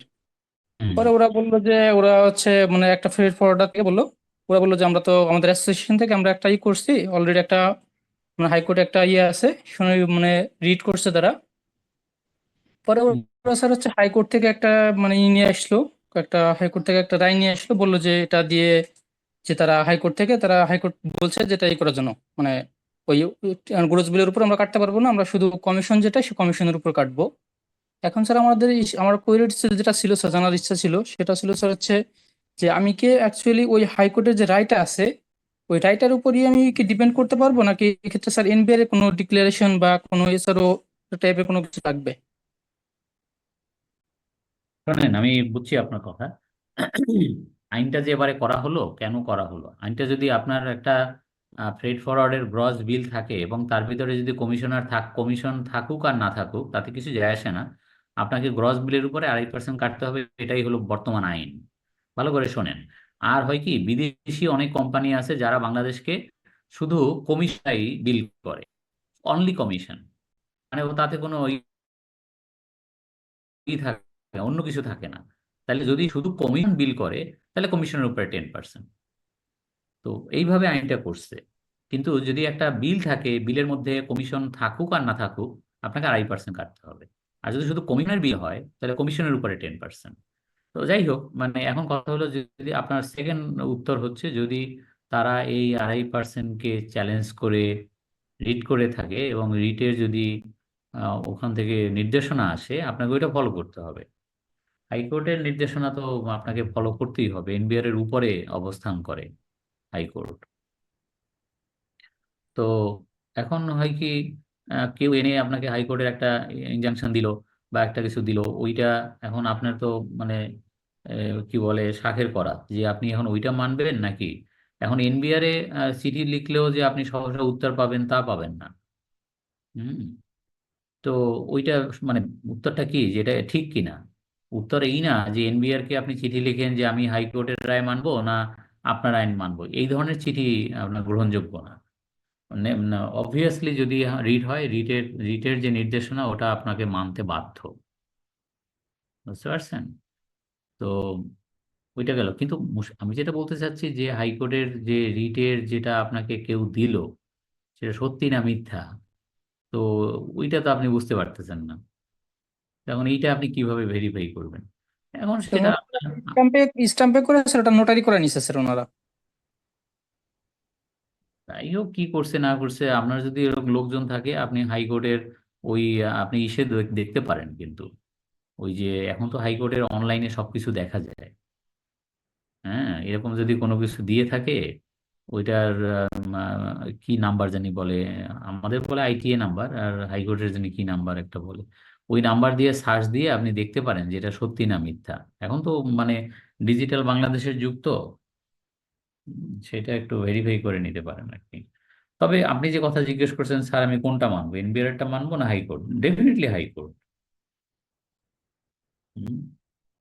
ধন্যবাদ স্যার। স্যার অ্যাসেসমেন্ট নিয়ে একটা কোশ্চেন আছে। হ্যাঁ বলেন। স্যার আমার কোম্পানিতে সেলস রেভিনিউ বাড়ছে 20% বেশি গত বছর চেয়ে এবছর। আমি এবার সেলফ রিটার্ন সাবমিট করবো, তার মানে 15% বেশি আমার রেভিনিউ আছে, বাট আমার না না, নেট, রেভিনিউর কথা বলা হয়নি তো। এটা ট্যাক্স পেমেন্টের কথা বলা হয়েছে না রেভিনিউ কথা বলা হয়েছে? ট্যাক্সেরও কথা বলা হয় না, রেভিনিউর কথা বলা হয় নাই। নেট প্রফিট জি ইনকাম। না, শোন ইনকাম। গত বছরে আপনি একটা কোম্পানি বা একজন ব্যক্তি সে কত টাকা ইনকাম দেখাইয়া, ট্যাক্সেবল ইনকাম দেখাইয়া সে রিটার্ন সাবমিট করছিল, এবারে যদি তার at least 15% higher taxable income show করে, তাহলে তারটা অডিট হবে না। এখানে রেভিনিউর কথাও বলেনি, আর একটা জানি কি বললেন, ওটাও নেট প্রফিট নেট প্রফিট না, সোজা কথা taxable income, income, taxable income, রিটার্নে যে ট্যাক্সেবল ইনকাম শো করা ছিল। সেটা যদি 20 মানে 15% বেশি হয় তাহলে এই হবে না, কিন্তু হ্যাঁ হ্যাঁ। ও, আরেকজন বলছিলেন যে ট্যাক্সের 15% কিনা, গতবার যা ট্যাক্স দিয়েছিলাম তার 15% হায়ার দিলে হবে কিনা, ট্যাক্সের কথা বলা হয়নি। ট্যাক্স যা আসে আসবে, ইনকাম, ইনকাম মানে ট্যাক্সেবল ইনকাম আর কি। জি sir, clear, thank you sir.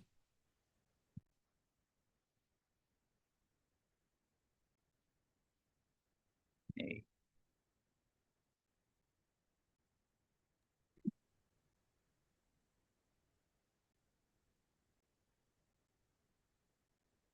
আচ্ছা, আমরা এইটা একটু দেখি তাইলে, penalty for violation of tax law, অর্থাৎ ইনকাম ট্যাক্সের লর যদি আমরা ভঙ্গ করি তাহলে আমার কি কি জরিমানা হতে পারে।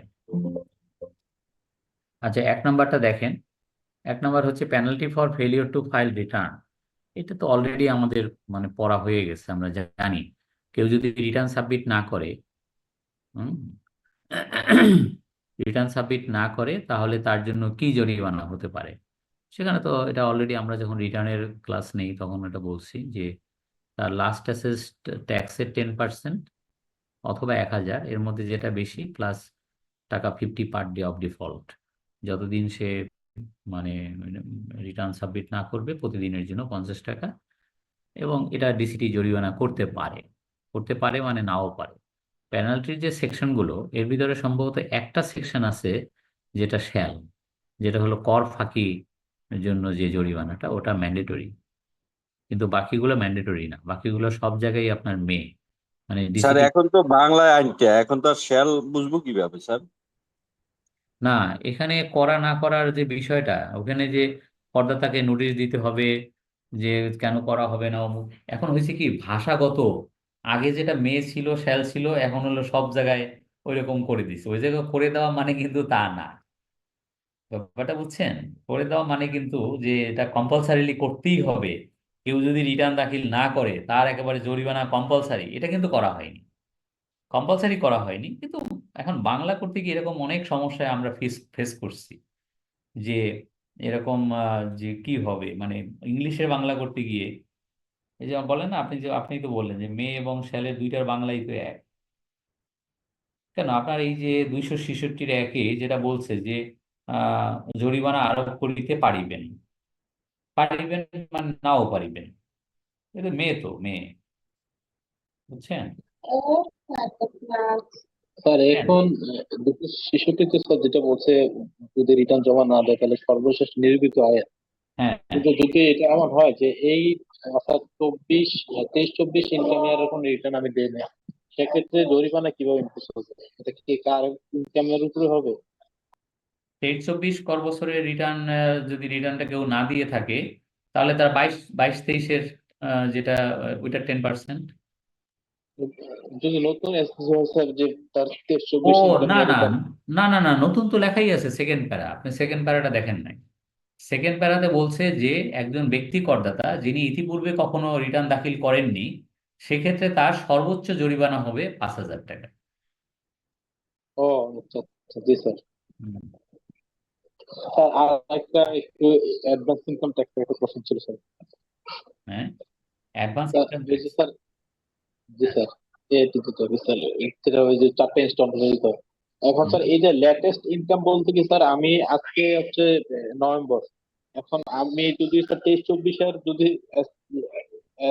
ইনকামের হিসাব করি তাহলে কি আমার 23-24 ইনকামের উপর ডিপেন্ড করে আমার ইনস্টলমেন্ট গুলো দেবো, নাকি তার আগের যে অ্যাসেসমেন্ট হচ্ছে ওইটার উপর ডিপেন্ড করে দেবো? লেটেস্ট বলতে কাকে বোঝাইছে স্যার? না এখন তো সেলফ অ্যাসেসমেন্ট, এখন তো ধরেন না যাই হোক আর কি, ধরেন আপনি 23-24-এ রিটার্ন সাবমিট করছেন, আজ এখনো অ্যাসেসমেন্ট হয় নাই, নোটিশ টোটিশ হয়েছে, এখনো অ্যাসেসমেন্ট হয় না, তাহলে আপনাকে 22-23-কে বেস করে 24-25-এর জন্য আপনাকে অ্যাডভান্স ট্যাক্স দিতে হবে, বা 25-26-এর জন্য দিতে হবে। এখন তো 25-26-এর জন্য ট্যাক্স দিচ্ছি, জি স্যার, তাহলে কি আমি তাই না? তাহলে কি 23-24 ইনকাম ইয়ার কি বেস ধরে দিব, নাকি এখনের যে ইনকাম ইয়ার এটাকে এস্টিমেট করবো? ইনকাম ইয়ারের কি আপনি ইনকাম ইয়ার কথাটা ভুল বলতেছেন, এটা বলবেন অ্যাসেসমেন্ট ইয়ার।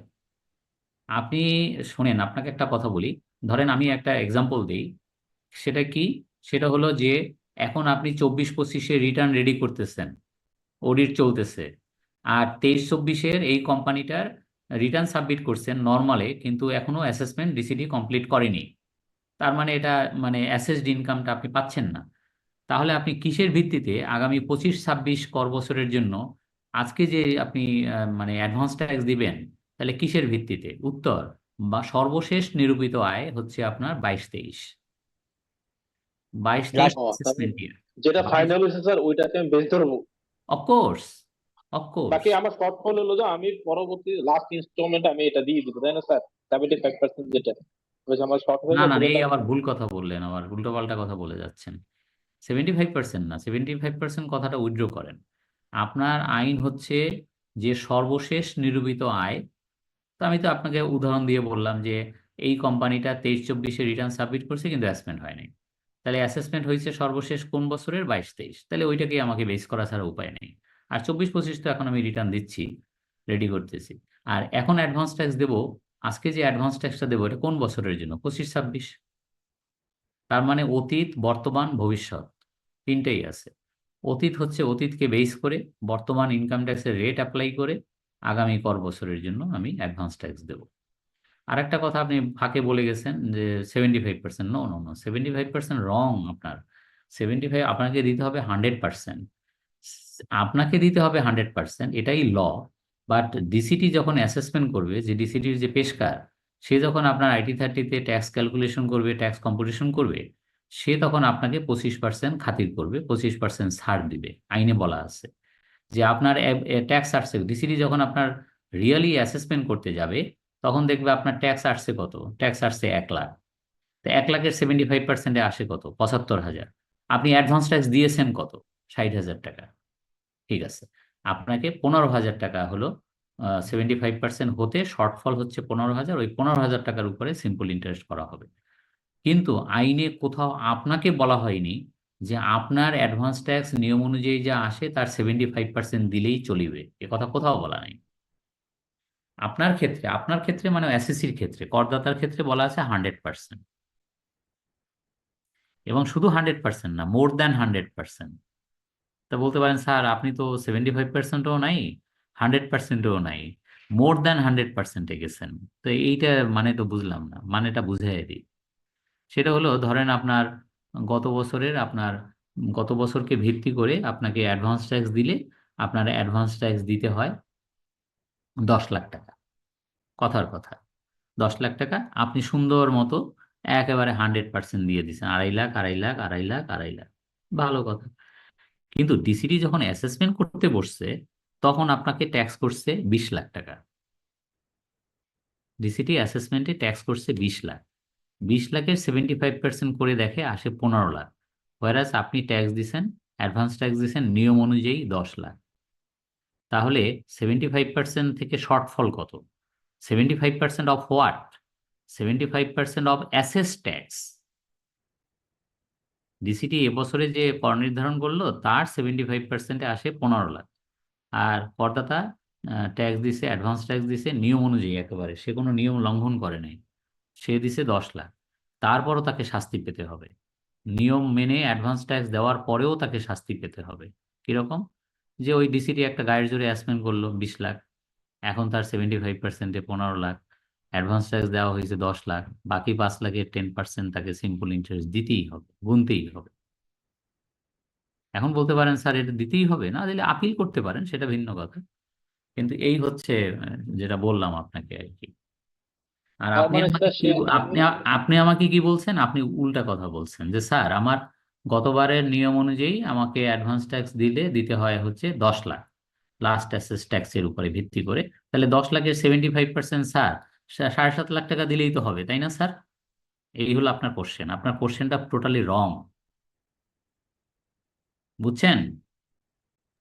জি স্যার, তাহলে স্যার আমি যেটা অ্যাসেস করবো বা এস্টিমেট করবো আমারটা হবে না, সে যেটা এস্টিমেট করবে ওই অনুযায়ী আমার সাথে সে ডিফারেন্সিয়েট ক্রিয়েট করবে। তাহলে তাহলে তা আমি বোঝেন যদি অবস্থা। আমি তাহলে আপনি বোঝেন, আপনি যতই অ্যাডভান্স ট্যাক্স দেন কোনো কাম হবে না। তাহলে তো স্যার আমারটা কখনোই হবে না, সে আমি যাই বলি সে বলবো, হ্যাঁ, যদি ইয়ে করা থাকে আর কি, সে আমারটাকে এইটাই এইটাই ডিসকোয়ালিফাই করে। এইটাই। তাহলে তো এটা স্যার কেমন এলো না। সেটাই তো বললাম, আপনাকে অ্যাডভান্স ট্যাক্স দিতে আপনি তো পারছেন 75%, আমি বলছি আপনাকে দিতে হবে মোর দ্যান 100%। এখন বলতে বুঝতে পারেন স্যার পারছি মোর দ্যান আর ওই 100% কত দেব? কত দেব? আপনি দিবেন আপনার আন্দাজে, আপনি যা পারেন দিবেন, তারপরে আপনার যা কপালে আছে তা তো থাকবেই। ওই 75% ওটা তো একদম সূত্র, ওটা তো নিউটনের সূত্র, ও ওটা তো কিছু করার নাই। স্যার ডিসিটি ইচ্ছা করলে কি এই সিম্পল ইন্টারেস্ট ছাড় দিতে পারে? এ নো নো, নয় একারে না। এটা মানে ছাড় দেওয়ার কোনো এখতিয়ারই নেই, আইনই নাই, এটা ম্যান্ডেটরি। স্যার দিতে গেলে তো আর এস্টিমেট এই করতে হবে। জায়গাগুলোতে যে স্যার কনফ্লিক্ট তৈরি হয়ে যায় আর কি ডিসিটির সাথে, কারণ সে একটা অ্যাসেসমেন্ট করছে আমি একটা অ্যাসেসমেন্ট করছি, এখন মানে সে তারটার সাথে কম্পেয়ার করে আমার তাকে ডিসকোয়ালিফাই করবে, সেক্ষেত্রে তো স্যার হুম। সমস্যাগুলো বেড়েই চলবে আর কি। সহজ হলো না আর শোনেন, কি স্যার, সহজ এই যে ধরেন এই যে রেজাল্ট। রেভিনিউ বোর্ডের সংস্কারের কথা, এইটা একটা কিন্তু বড় সংস্কারের পয়েন্ট। আপনি একটা কমিটি হয়েছে 5 জনের একটা কমিটি, তো জাতীয় রাজস্ব বোর্ডকে সংস্কারের আওতায় নিয়ে আসতেছে এই বর্তমান এই যে বৈষম্য বিরোধী মানে যে সরকার। তো এখন সেখানে এই একটা ভালো প্রপোজাল যে আমি রিটার্ন দিলাম আমার মতো করে, সরকার নিয়ম করলো যে আমাকে লাস্ট অ্যাসেসড ইনকাম অনুযায়ী আমাকে অ্যাডভান্সটা দিতে হবে।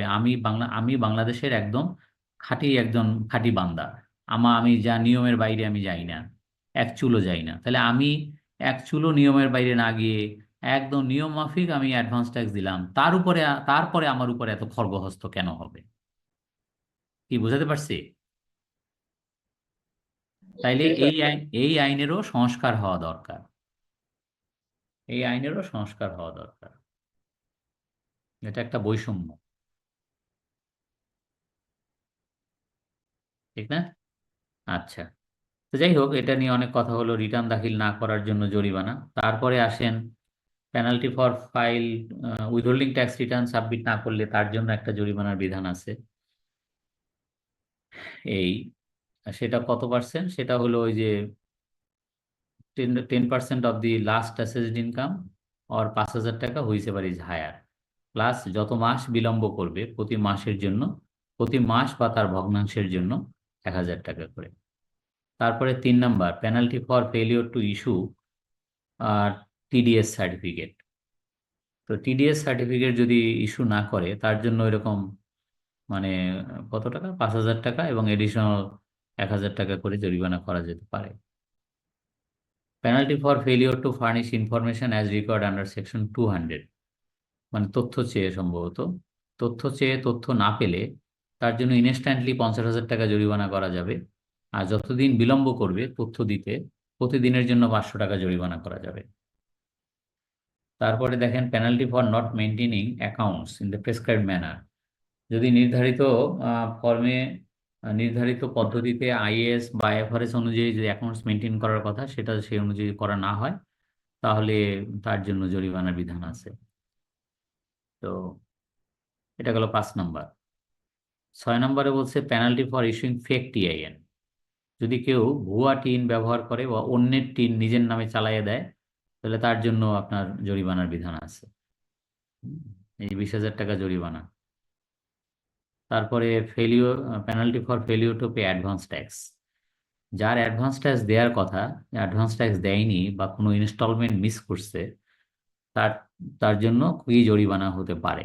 সেখানে বলছে যে যা অ্যাডভান্স ট্যাক্স যা দেওয়ার কথা আর যা দিছে, যতটুকু শর্টফল, সেই শর্টফলের সমপরিমাণ টাকা পর্যন্ত জরিমানা করা যাবে।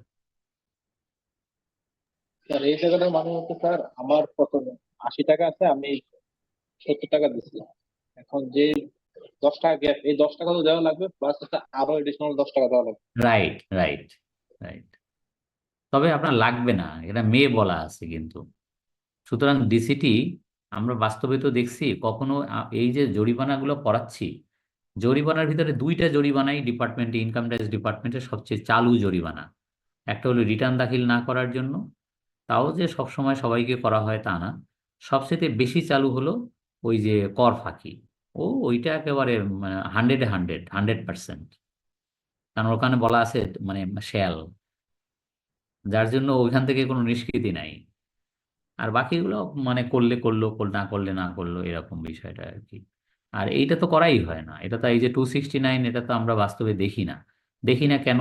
অ্যাডভান্স ট্যাক্স যা দেওয়ার কথা তার থেকে যদি কম দিয়ে থাকে তার জন্য তো সিম্পল ইন্টারেস্ট হবেই, ওটা তো ম্যান্ডেটরি।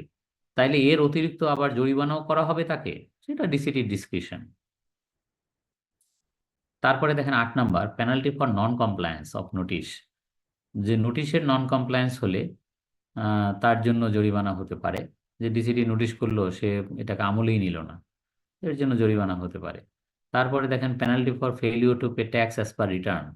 রিটার্ন অনুযায়ী যে ট্যাক্স আসছে সেটা যদি সে না দেয়, কম দিয়ে থাকে, তাহলে যতটুকু কম দিছে ওই যে কি লেখা এখানে, দেন দি মানে ডিসিটি may impose penalty not exceeding 25% of the total tax payable as per return or 100% of the shortfall as the case may be. দুইভাবে ক্যালকুলেশন করে দেখতে হবে আর কি, যে তার যে টোটাল ট্যাক্স তার 25%-এ কত আসে, অথবা যতটুকু শর্টফল তার 100%-এ কত আসে। ইউজুয়ালি 100%, যেটা শর্টফলের 100%, ওই পর্যন্তই জরিমানাটা করা হয়। এই তারপরে দেখেন, এটাও আইনটা একটু ভিন্ন, আগে আইনটা এরকম ছিল না। এরপরে দেখেন পেনাল্টি ফর কনসিলমেন্ট ইনকাম, এইটা ভালো করে শেখা উচিত। এই যতগুলো পেনাল্টি পড়ানো হচ্ছে তার ভিতরে ভেরি ভেরি ইম্পর্টেন্ট হচ্ছে এই 10 নম্বরটা। সেটা হচ্ছে কর ফাঁকি, আয় গোপন, সম্পদ গোপন। এইগুলোর কারণে যদি 93 হয়, বা এখন 93 সেকশনটা চেঞ্জ হয়ে হয়েছে 212 হয়, তাহলে মানে কর ফাঁকি, কত টাকা কর ফাঁকি ধরা পড়ছে।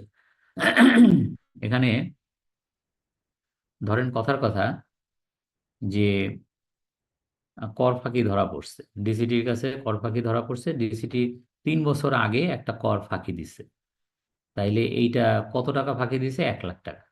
ট্যাক্স দিছে কত? দিছে ধরেন 9 লাখ টাকা, আসলে ট্যাক্স হবে 10 লাখ। 1 লাখ টাকা কর ফাঁকি দিছে, সেই ফাঁকিটা ধরছে, ধইরা ওই টাকা তো আদায় করবেই। আর জরিমানা কত করবে?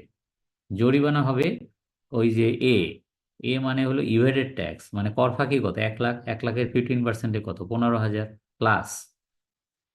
প্লাস ইভারেড ট্যাক্স মানে 1 লাখ, 1 লাখের 10% হলো 10,000, multiplied by number of years, মানে যে কয় বছর সে ঘাপটি মেরেছিল, কর ফাঁকি দিয়েছিল, সেই বছর দিয়ে গুণ হবে। সি সমান সমান total number of years from the assessment year in which the tax evasion occurred to the assessment year in which the tax evasion detected. যে বছরে কর ফাঁকি সংঘটিত হয়েছে আর যে বছরে মানে কর ফাঁকি উদ্ঘাটিত হয়েছে, এই total number of years from the assessment year to the detection year, মানে কোন বছরের কোন অ্যাসেসমেন্ট ইয়ারের ট্যাক্স ইভেশন মানে ধরা পড়ছে, আর কবে ধরা পড়ছে, কোন অ্যাসেসমেন্ট ইয়ারে এটা ধরা পড়ছে। তো এই যে ডিফারেন্সটা, ওইটাই হচ্ছে নাম্বার অফ ইয়ার্স।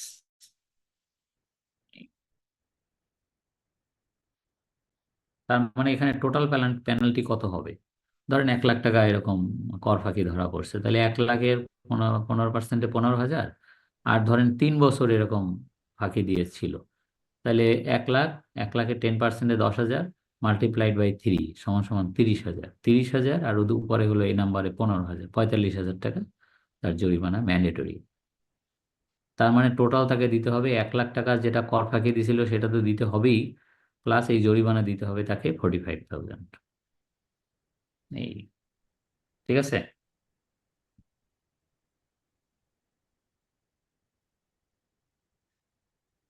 আচ্ছা, এরপরে দেখেন penalty for false audit report sign by the chartered accountant.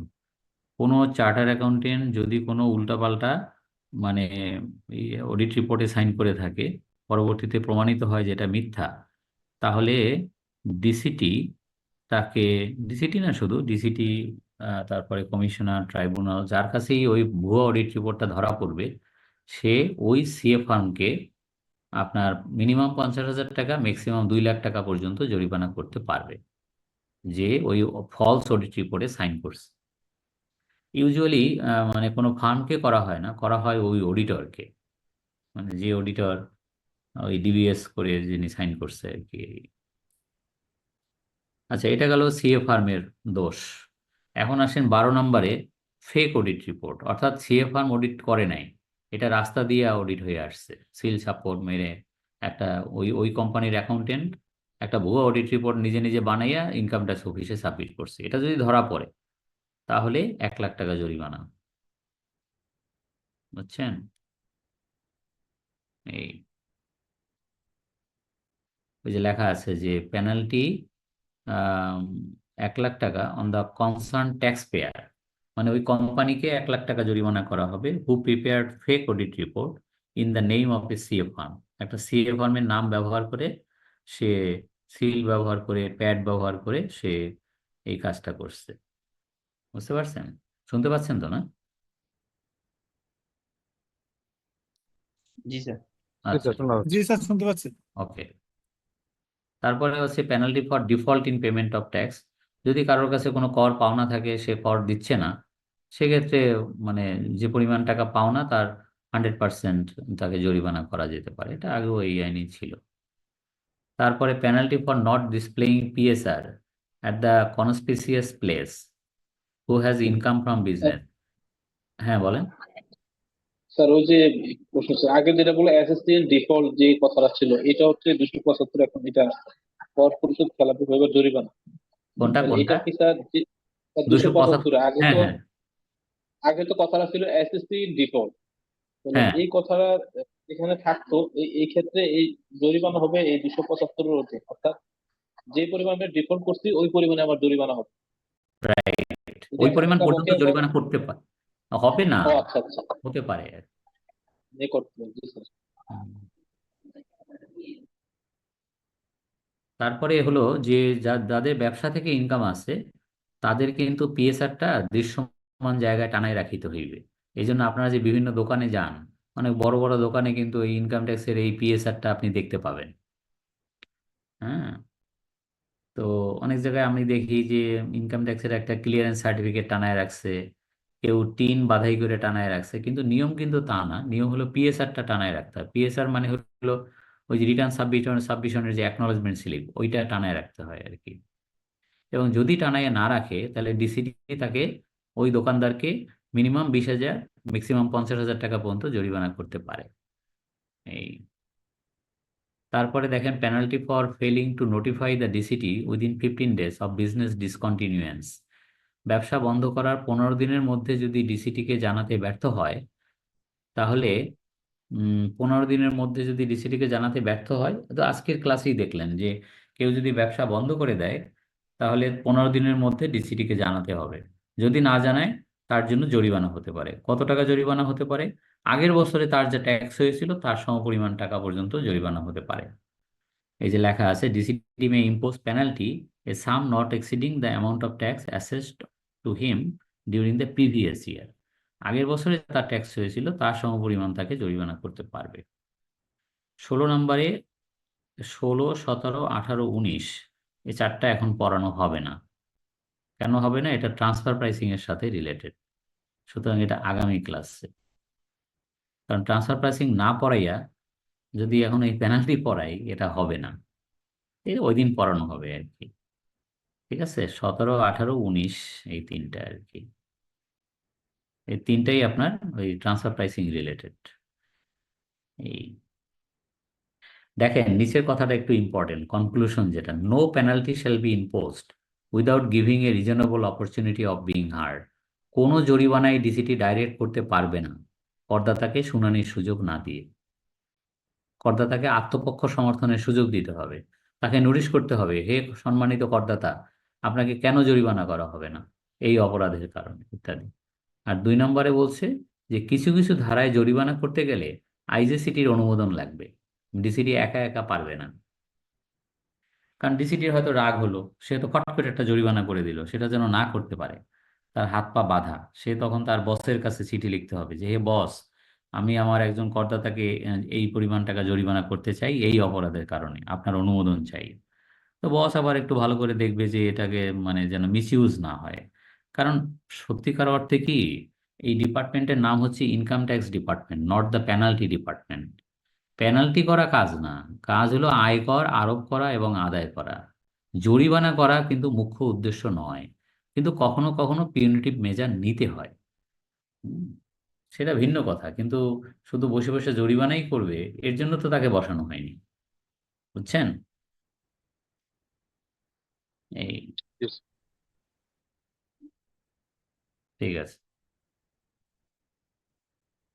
আচ্ছা, তাহলে আমাদের এটা শেষ হয়ে গেল, দুইটা আমাদের শেষ হলো।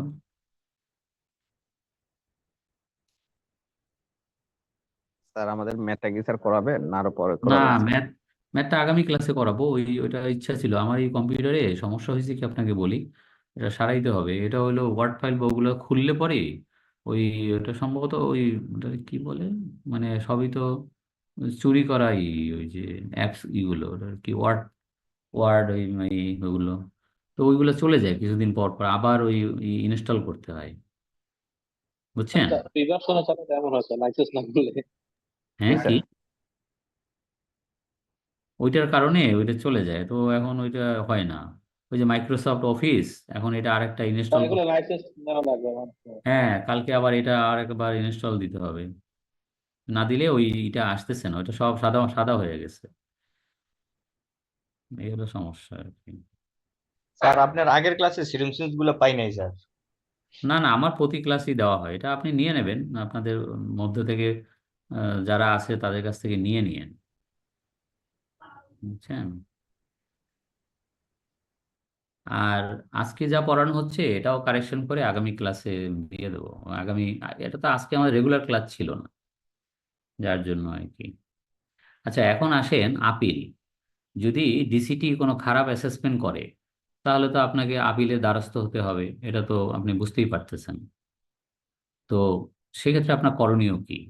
তো নিয়ম হলো, আপনাকে নির্ধারিত ফর্মে আপিলটা করতে হবে। সেই আপিলে আপনাকে বলতে হবে, আপিল মেমোরেন্ডামে আপনাকে গ্রাউন্ডস অফ আপিল দিতে হবে যে কি কি জায়গায় ডিসিটি আপনার ক্ষতি করছে, আপনি কি প্রতিকার চান, এটা বলতে হবে, নাম্বার 1।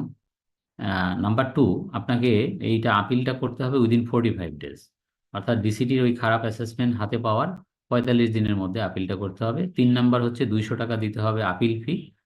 আর 4 নম্বরে বলছে যে আনডিসপিউটেড ট্যাক্সটা পরিশোধ করতে হবে। রিটার্নের ভিত্তিতে যদি কোনো ট্যাক্স ডিউ থেকে থাকে, সেটা পরিশোধ না করে আপনি আপিল করতে পারবেন না।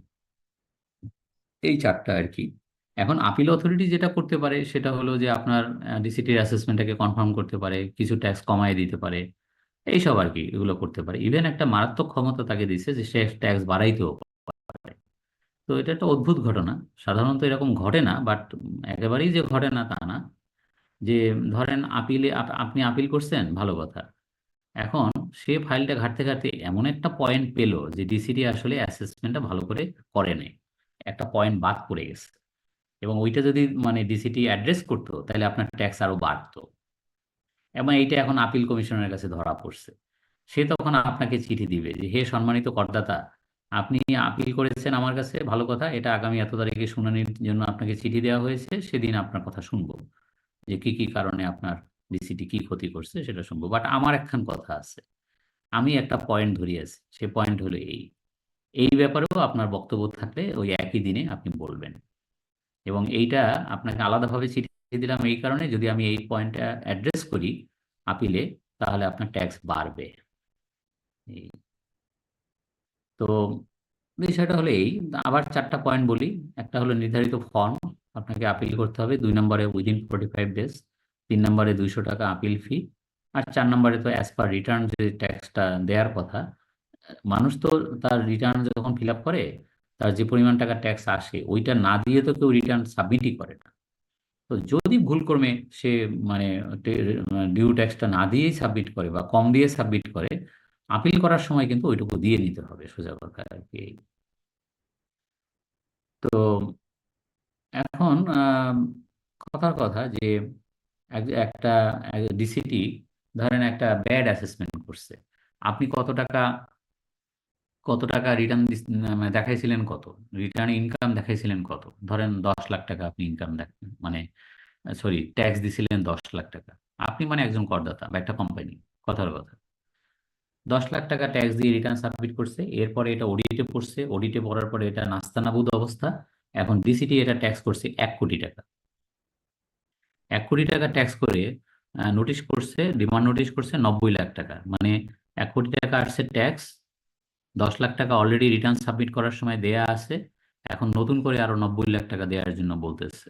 আর যদি না দিতে হয় তাহলে এটার জন্য আপিল করতে হবে। আপিল কোথায় করতে হবে সেটাও ডিমান্ড নোটিশে বলা থাকে। নেই তো ধরেন আপিল করলো, আপিলে সব করদাতার কথা শুনলো। নর্মালি আপিলে মানে ডিপার্টমেন্টের পক্ষ থেকে কেউ হাজির থাকে না। হ্যাঁ, যে ওই যে ডিসিটির বিরুদ্ধে আপনি আপিল করলেন, যাইয়ে দেখলেন সেও ওইখানে হাজির, ইউজুয়ালি এটা হয় না। হ্যাঁ, তো সে আপনার কথা শুনলো, সব কথা শুনে ধরেন এটাকে কমায় দিল, ধরেন আপনার 30 লাখ টাকা কমায় দিল, বললো যে যান, ডিসিটি আসলে বেশি করছে, আমার কাছে মনে হয় যে এটা 70 লাখ টাকা ট্যাক্স হলে এটা ঠিক আছে, আপনার তো 10 লাখ দেওয়া আছে আর 60 লাখ টাকা দিয়ে দিন। বাট আপনার এটা তো আনহ্যাপি, তখন আপনি কি করবেন? তখন আপনি যাবেন ট্রাইব্যুনালে। সেকেন্ড ধাপ হচ্ছে ট্রাইব্যুনাল, ট্যাক্সেস অ্যাপিলেট ট্রাইব্যুনাল। এখানে যাওয়ার পদ্ধতি কি? এখানে যাওয়ার পদ্ধতি ওই একই চারটা। কি চারটা? নাম্বার ওয়ান, আপনাকে নির্ধারিত ফর্মে ট্রাইব্যুনালটা দায়ের করতে হবে এবং সেখানে আপনাকে গ্রাউন্ডস অফ আপিল বলতে হবে যে আপনি আপিলে গেছিলেন কিন্তু সেখানে আপনি ন্যায় বিচার পাননি, হালকা বিচার পাইছেন, ওখানে হালকা কমাইছে কিন্তু পূর্ণ বিচার আপনি পান নাই, কোন কোন পয়েন্টে পান নাই সেটা আপনাকে বলতে হবে। 1 নম্বর। 2 নম্বরে হলো ট্রাইব্যুনালটা সাবমিট করতে হবে উইদিন 60 ডেজ। আপিল অর্ডার হাতে পাওয়ার 60 দিনের মধ্যে আপনাকে ট্রাইব্যুনাল করতে হবে। নাম্বার 3, 1000 টাকা দিতে হবে ট্রাইব্যুনাল ফি। আর নাম্বার 4, আমি এই চারটা আবার বলবো, রিপিট করব, তাহলে আপনার ধরতে সুবিধা হবে। নাম্বার 4 হলো যে আপনার নিজের হিসাবে ট্যাক্স আসে কত? 10 লাখ, কিন্তু আপিল অর্ডারের ভিত্তিতে ট্যাক্স আসছে কত? 70 লাখ। তাহলে আপনার ডিফারেন্স কত?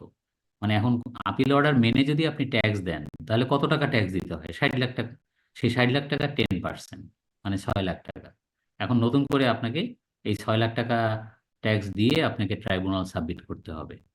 অর্থাৎ আপিল অর্ডারের ভিত্তিতে যে টাকা ট্যাক্স দাঁড়ালো 70 lakh minus tax as per return 10 lakh, difference কত? 60 লাখ। 60 লাখের 10%, 6 লাখ টাকা নতুন করে দিতে হবে। 10 লাখ তো আপনার রিটার্ন দাখিলে আমার টোটাল এখন যদি এই 6 লাখ দেই আমার 16 লাখ টাকা দেওয়া হবে।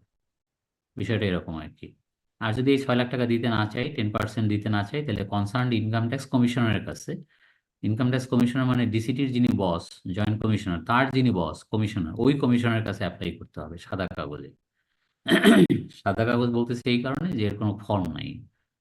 তো অ্যাপ্লিকেশন করে আপনাকে সে যদি দয়া পরবশ হয় কমায় দেয়, কমায় দিতে পারে, তখন আপনি সেই পরিমাণ টাকা দিবেন। আর যদি আপনি মনে করেন যে আমার তো 70 লাখ টাকা হয়েছে, তো আমার তো এটা একেবারে নীল হয়ে আবার 10 লাখে ফিরে আসবে না, এটা তো প্র্যাকটিস, তো দিয়ে দেই, যা দেবো তাই কমবে, তো দিয়ে দিতে পারেন।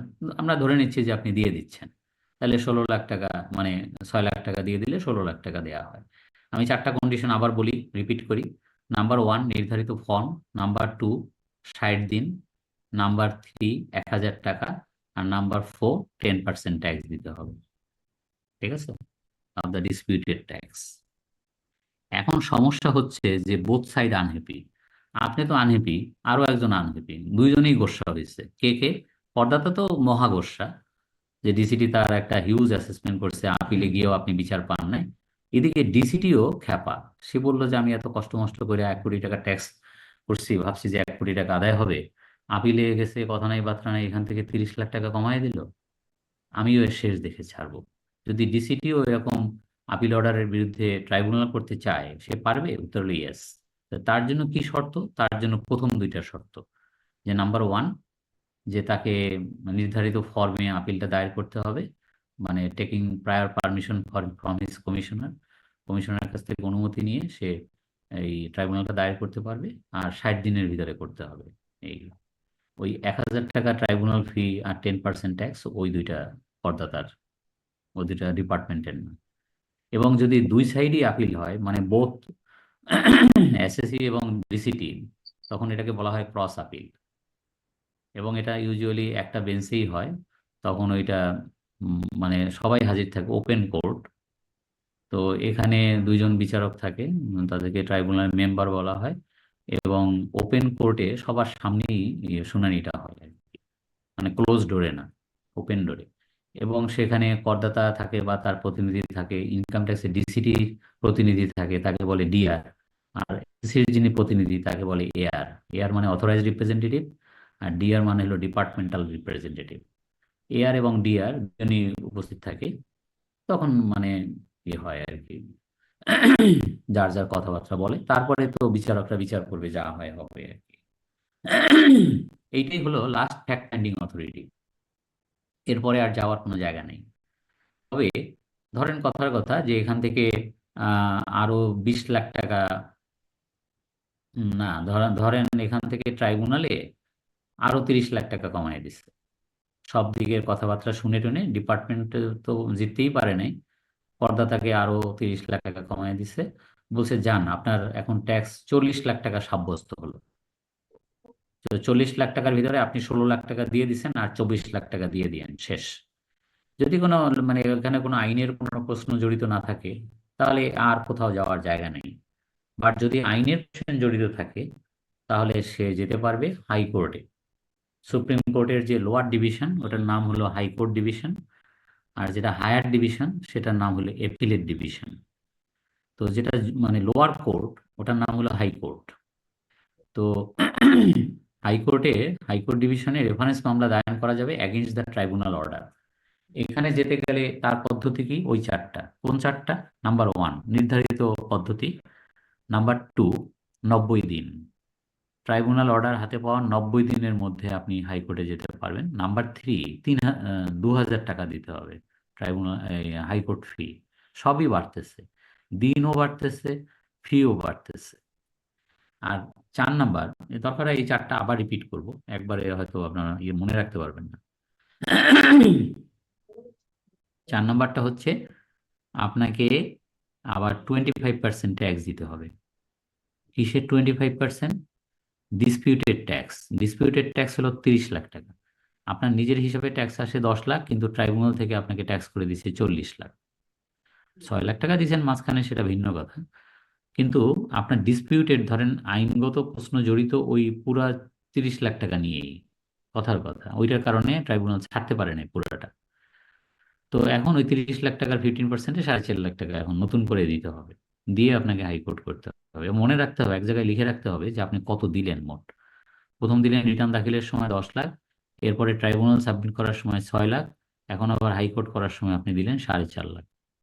তো টোটাল আপনাকে দেয়া হলো 20.5 লাখ। ইনকাম ট্যাক্স ডিপার্টমেন্ট আপনার কাছে আরো 19.5 লাখ টাকা পায় অ্যাজ পার ট্রাইব্যুনাল অর্ডার। তো এইখানে কিন্তু ইনকাম ট্যাক্স ডিপার্টমেন্টও যেতে পারে, শুধু যে মানে করদাতা যেতে পারে তা না, একই কথা। ইনকাম ট্যাক্স ডিপার্টমেন্ট যদি হাইকোর্ট করে তার জন্য প্রথম 2টা শর্ত, 1 নম্বর হলো নির্ধারিত সমস্ত পদ্ধতি ফলো করতে হবে, রেজিস্ট্রারের কাছে সাবমিট করতে হবে ইন ট্রিপ্লিকেট, আর হলো 3 সেট করে, আর হচ্ছে ওই 90 দিন, এই আর কি। এখন স্যার হাইকোর্ট এখানে বিচার করবে না, আমি শেষ করিনি, তারপর আপনার কোশ্চেন ফ্লোর ওপেন করে দেবো। তো এখন কথা হলো যে হাইকোর্ট যে বিচার করবে সেটা কতদিনে করবে তার কোনো দিনক্ষণ নাই, এটা কত বছর যাবত ঝুলবে তারও কোনো নাই, দিশা নাই। তো যাই হোক, তো এখন কথা হলো হাইকোর্টে যে বিচার করবে, হাইকোর্ট থেকে যে রায় হবে সেই রায় মাথা পেতে নিতে হবে, আর যাওয়ার জায়গা নেই। তবে লাস্ট জায়গা তারপরেও আছে, মানে এই হাইকোর্টের যে বিচার, যে রায়, সেই রায়ের বিরুদ্ধে আপনি সুপ্রিম কোর্টের এপিলেট ডিভিশনে, যেখানে প্রধান বিচারপতি সহ অন্যান্য সিনিয়র বিচারপতিরা থাকেন, ওখানে লিভ টু আপিল দায়ের করা যায়। লিভ টু আপিলের বাংলা হচ্ছে আপিল দায়েরের অনুমতি। তো যদি চেম্বার জজ আদালত যদি সেটা মঞ্জুর করে, তাহলে সেটা ফাইনালি সেটা আপিল করা যাবে। হাইকোর্টের আবেদনের বিরুদ্ধে এপিলের ডিভিশনে এপিল মামলা দায়ের করা যাবে, এবং ওখানে যে রায় হবে ওইটাই চূড়ান্ত, ওইটাই লাস্ট। এরপরে আর রাষ্ট্রপতি নাই, এখানে প্রাণের কোনো বিষয় নাই, প্রাণ ভিক্ষারও কোনো বিষয় নেই, টাকা পয়সার বিষয়। সুতরাং এটা সর্বশেষ আশ্রয়স্থল হচ্ছে appellate division of the supreme court. এই তো ওখানে যা বলা থাকবে তাই। অনেকে আমাকে এটা পড়ানোর পরে আমাকে কোশ্চেন করে, স্যার যদি এই শেষ এত দূর দৌড়দৌড়ি করতে করতে যদি আবার সেই 10 লাখে চলে যায়, নেমে আসে, আমি যেটা দিছিলাম ওইটাই আমি উইন করি, তাইলে এ যাবৎ যে 6 লাখ 4.5 লাখ এগুলো দিলাম, এগুলোকে আমি ফেরত পাবো? উত্তর হলো ইয়েস। আমার তো এখন ট্যাক্স হবে 10 লাখ, কিন্তু আমার দেওয়া হয়েছে 20.5 লাখ, তো রিফান্ডেবল হবে 10.5 লাখ। ওইটা পরবর্তী অ্যাসেসমেন্ট ইয়ারের সাথে ট্যাক্সের সাথে সমন্বয় করে স্বাভাবিকভাবেই এটা হবে আর কি। তো ফ্লোর ইজ ওপেন, এখন আপনি কোশ্চেন করতে পারেন।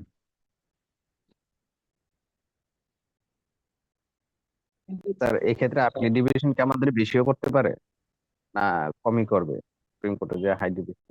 না, কম বেশির কোনো এখানে ব্যাপার নেই, এখানে হলো কোশ্চেন অফ ল। এখানে আইনের প্রশ্ন জড়িত, ওই আইনের প্রশ্নের উত্তর তারা দিবে যে ইয়েস নো ভেরি গুড, এরকম আর কি। ওই আপনি কম বেশির কোনো পয়সা কড়ির বিষয় নাই, যে এত টাকার স্থলে এত টাকা হইবে, ওই সমস্ত নাই।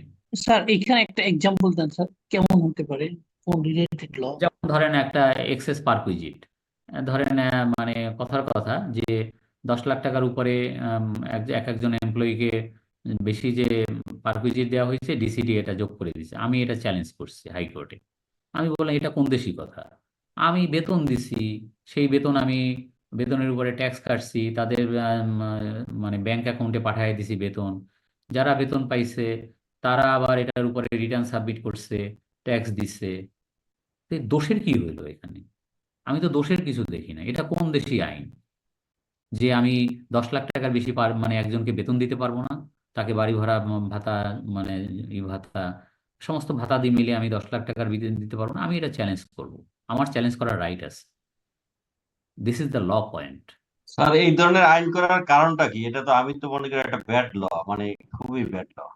এই তো এখন এইটা হাইকোর্টের কাছে প্রশ্ন ছুড়ে দেওয়া যায় যে এনবিআর যে আইন করছে, তো আমি তো এটার কোনো জাস্টিফিকেশন দিই না, আমি তো এটা লিগাল কোনো ফুটিং নাই।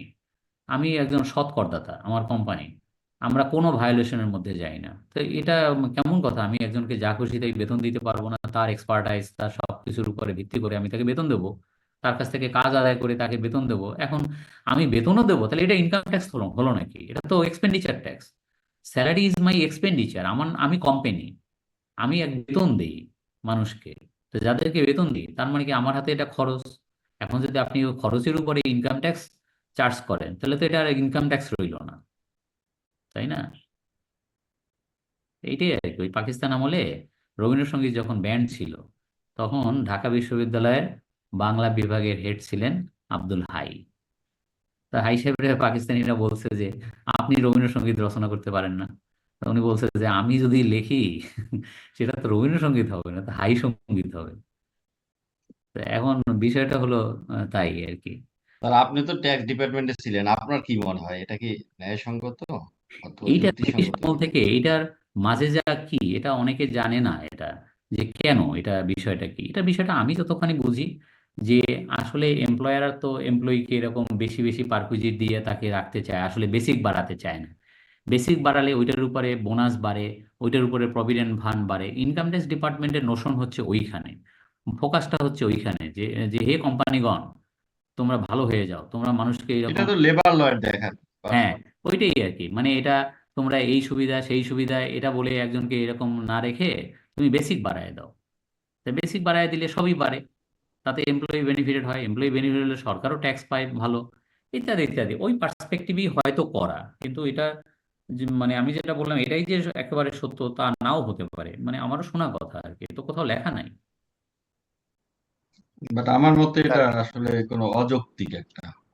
আপনাদের মধ্যে থেকে একজন আমার কাছে উদাহরণ চাইছে, স্যার একটা উদাহরণ দেন তো।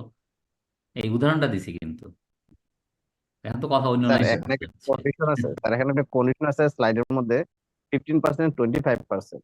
হ্যাঁ, এইটা যে একটু বুঝাই দিন। ওই তো 10 লাখ 15% টাকার করা উপরে, 10 লাখ টাকার উপরে যদি ডিমান্ড হয় তাহলে 25%, আর 10 লাখ টাকার মধ্যে যদি ছোটখাটো করদাতা হয় তাহলে 15%। তা আমি উদাহরণটা যেহেতু একটু বড় দিছি, 10 লাখ, 1 কোটি 20 মানে 40 লাখ, ওই জন্য আর কি 10 লাখের উপরে গেলে 25%। এই স্যার ঠিক আছে?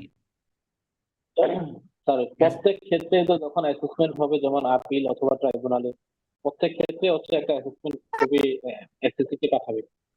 এটা হলো একটা। আরেকটা হলো স্যার, কম্পারিজন যেটা করে, যেমন আমার আপিলে গেলে যে আমি 10% দিতে হবে, এটা হচ্ছে আমার প্রথম যে অ্যাসেসমেন্ট হচ্ছে এটার সাথে আমার যে ট্যাক্স আসলে রিটার্নের সময় এটার কম্পেয়ার করে 10% দেবে। আবার ট্রাইব্যুনালে যখন যাবে তখন আমার আপিলের সাথে ইয়ার পার্থক্য করে, মানে আগেরটার সাথে পার্থক্য করে হচ্ছে 15% দেবে, এভাবে তো স্যার। না, একটা কথা আপনাকে বলি, আপিল করতে কিন্তু কোনো ট্যাক্স জমা দিতে হয় না। 10% ট্যাক্স জমা দিতে হয় ট্রাইব্যুনাল করতে, বুঝছেন? জি স্যার স্যার। প্রথম স্লাইডটা মনে হয় 10% একটা ইয়া দেওয়া ছিল আপিলেটে। না না, ভুল ভুল, আমি আপনাকে এমন কিছু পড়াইনি। স্যার একটু পিছনে গেলে মনে হয় এই যে একটু পিছনে গেছি, এই যে আপিল। এই যে sir tax to be paid 10%। আরে না, এটা হয়েছে কি এটা হয়েছে যারা আপনি লাল কালিটা তো দেখেনি নাই, আমি লাল দিছি যাতে আপনি চোখের লালটা আগে পড়ে, সেই লালটা বাদ দিয়ে পড়তেছেন, জি স্যার। বুঝছেন? করেন এখন। যে রিটার্নই দাখিল করে নাই, তো তার তো আমরা সবসময় আপনাকে পড়াই আসছি যে রিটার্নের ভিত্তিতে প্রদেয় কর পরিশোধ করতে হবে, থাকতে হবে। তো রিটার্নই দেয় নাই, তার আবার রিটার্নের ভিত্তিতে পরিশোধিত কর কি? সেইখানে বলছে জি যে স্যার। রিটার্নই দেয় নাই, তার ডিসিটি একটা মানে বেস্ট জাজমেন্ট অ্যাসেসমেন্ট বা এক্সপার্টি অ্যাসেসমেন্ট করলো, সেখানে তাহলে আপিল করার সময় কি তাকে কোনো ট্যাক্স দিতে হবে না? উত্তর হলো ইয়েস, দিতে হবে। সেক্ষেত্রে ডিসিটি যা ট্যাক্স করছে তার 10% দিতে হবে সেই ক্ষেত্রে। জি স্যার, থ্যাংক ইউ। স্যার হ্যাঁ, স্যার একটা তো হচ্ছে স্যার ডিসি মানে অ্যাপিলেট ট্রাইব্যুনাল, আর ডিসিটির পরে স্যার এই যে আপিলটা করবে, এটা স্যার আপিল কোথায় করবে? এটা কি স্যার, আগারগাঁও। মানে এখানে স্যার হেডেড বাই কি স্যার, কমিশনার? কোম্পানি কেসে কমিশনার, আর ব্যক্তি কেসে হলো এডিশনাল কমিশনার, জয়েন্ট কমিশনার, এরা আর কি। জি তবে একটা সুবিধা কি, আপনার এরকম হাতড়াইতে হবে না। আমাদের একটা ভালো জিনিস কি, আপনাকে যে ডিসিটি আপনার খারাপ একটা অ্যাসেসমেন্ট করছে, হ্যাঁ, করে আপনাকে পাঠিয়ে দিছে, সে আবার নিচে লিখে দেয় যে আপনাকে আগামী 15 দিনের মধ্যে আপনার এই 90 লাখ টাকা পরিশোধ করিতে হইবে, অন্যথায় আপনি অমুক করঞ্চলের অমুক আপিল রেঞ্জে আপিল করিতে পারিবেন, আচ্ছা, বলে দেয়। জি জি। তারা তো এটা একটু সুবিধা করে দিচ্ছে স্যার। সুবিধা, আপনি কোন জায়গায় হাতড়াবেন যে আমি এখন কই যাবো, সেটা হাতড়াইতে হবে না, বুঝছেন? এই, ঠিক আছে। আচ্ছা, লাস্ট একটা কথা দিয়ে শেষ করি, সেটা হলো এডিআর। সাউন্ড অফ করেন। এডিআর এর নাম শুনছেন মনে হয়, অল্টারনেটিভ ডিসপিউট রেজলিউশন, বাংলা হচ্ছে বিকল্প বিরোধ নিষ্পত্তি। এইখানে বলছে যে আপনি আপিলের যে স্টেজেই থাকেন, আপিল ট্রাইব্যুনাল, হাইকোর্ট বা সুপ্রিম কোর্ট, আপনি যে লেভেলেই থাকেন, সেইখান থেকে আপনি পজ দিয়ে, অর্থাৎ ওখানে একটু মানে বিরত রেখে ওখানে অ্যাপ্লিকেশন করে আপনি ধরেন আপিল করছেন বা ট্রাইব্যুনাল করছেন অথবা হাইকোর্ট করছেন, এরপর আপনার মনে হলো যে আমি একটু এডিআর করে দেখি না কেন, তো আপনি তখন ওই আপিলে বা ট্রাইব্যুনালে ওখানে একটা সাদা কাগজে অ্যাপ্লিকেশন দিতে পারবেন যে বাংলাদেশে আমি শুনছি, আমাকে বলছে অনেকে যে এডিআর আসছে, তা আমি একটু এডিআর ঘুরে আসতে চাই, এডিআরে যেতে চাই, আমাকে অনুমতি দিন। তো অনুমতি পাওয়ার 30 দিনের মধ্যে আপনি এডিআরে আসতে পারবেন। কেউ যদি এডিআর আসতে চায়, তার নিয়ম হলো ওই চার পাঁচটা। চার পাঁচটা কি কি? চার পাঁচটা হচ্ছে,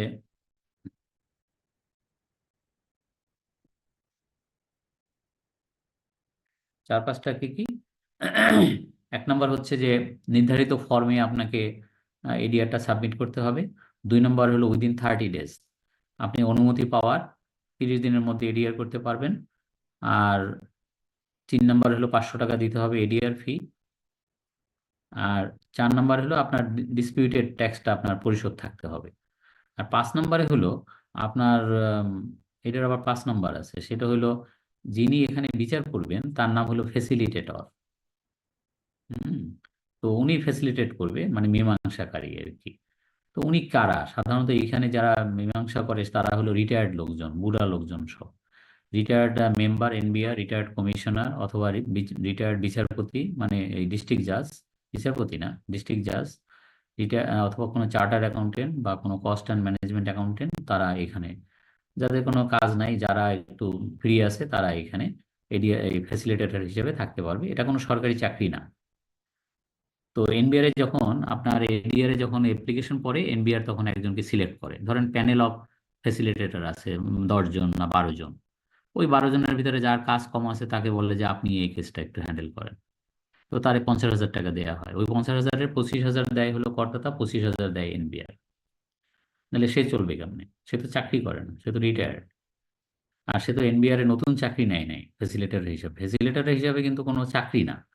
এটা হলো পার কেস, সেই রকম নোটিশ কইরা তারে হাজির করাবে, তারপরে বিচার করবে, রায় লিখবে, তারে 50,000 টাকা টোকেন সম্মানী দেওয়া হবে। তো এটা 50-50, মানে অর্ধেক দেবে করদাতা, অর্ধেক দেবে এনবিআর। স্যার তো 50,000 টাকা কি ফিক্সড করা? অলমোস্ট ফিক্সড প্রতিটা কেসে, যদিও মামলা যদি খুব ছোট হয় তাহলে তার হলো মিনিমাম 5,000 আর সর্বোচ্চ 50,000 এই। তবে ছোটখাটো মামলা তো আর যায় না এটি, সুতরাং মোটামুটি 50,000 টাকার একটা ফিক্সড, 25,000 টাকার একটা পে অর্ডার দিতেই হয়, মানে কোম্পানিগুলো যারা এডিআর এ আসে, এই আর কি। এখানে গেলে যে একেবারে সমাধান হয়ে যায় তা না, আমাদের বাস্তব অভিজ্ঞতা খুবই রূঢ়, মানে খুব কমই সমাধান হয়। বেশিরভাগ ক্ষেত্রে এখানে 3টা ঘটনা ঘটে, হয়তো মীমাংসা হয়ে গেল, ছোটখাটো ইস্যু হলে মীমাংসা হয়ে গেল।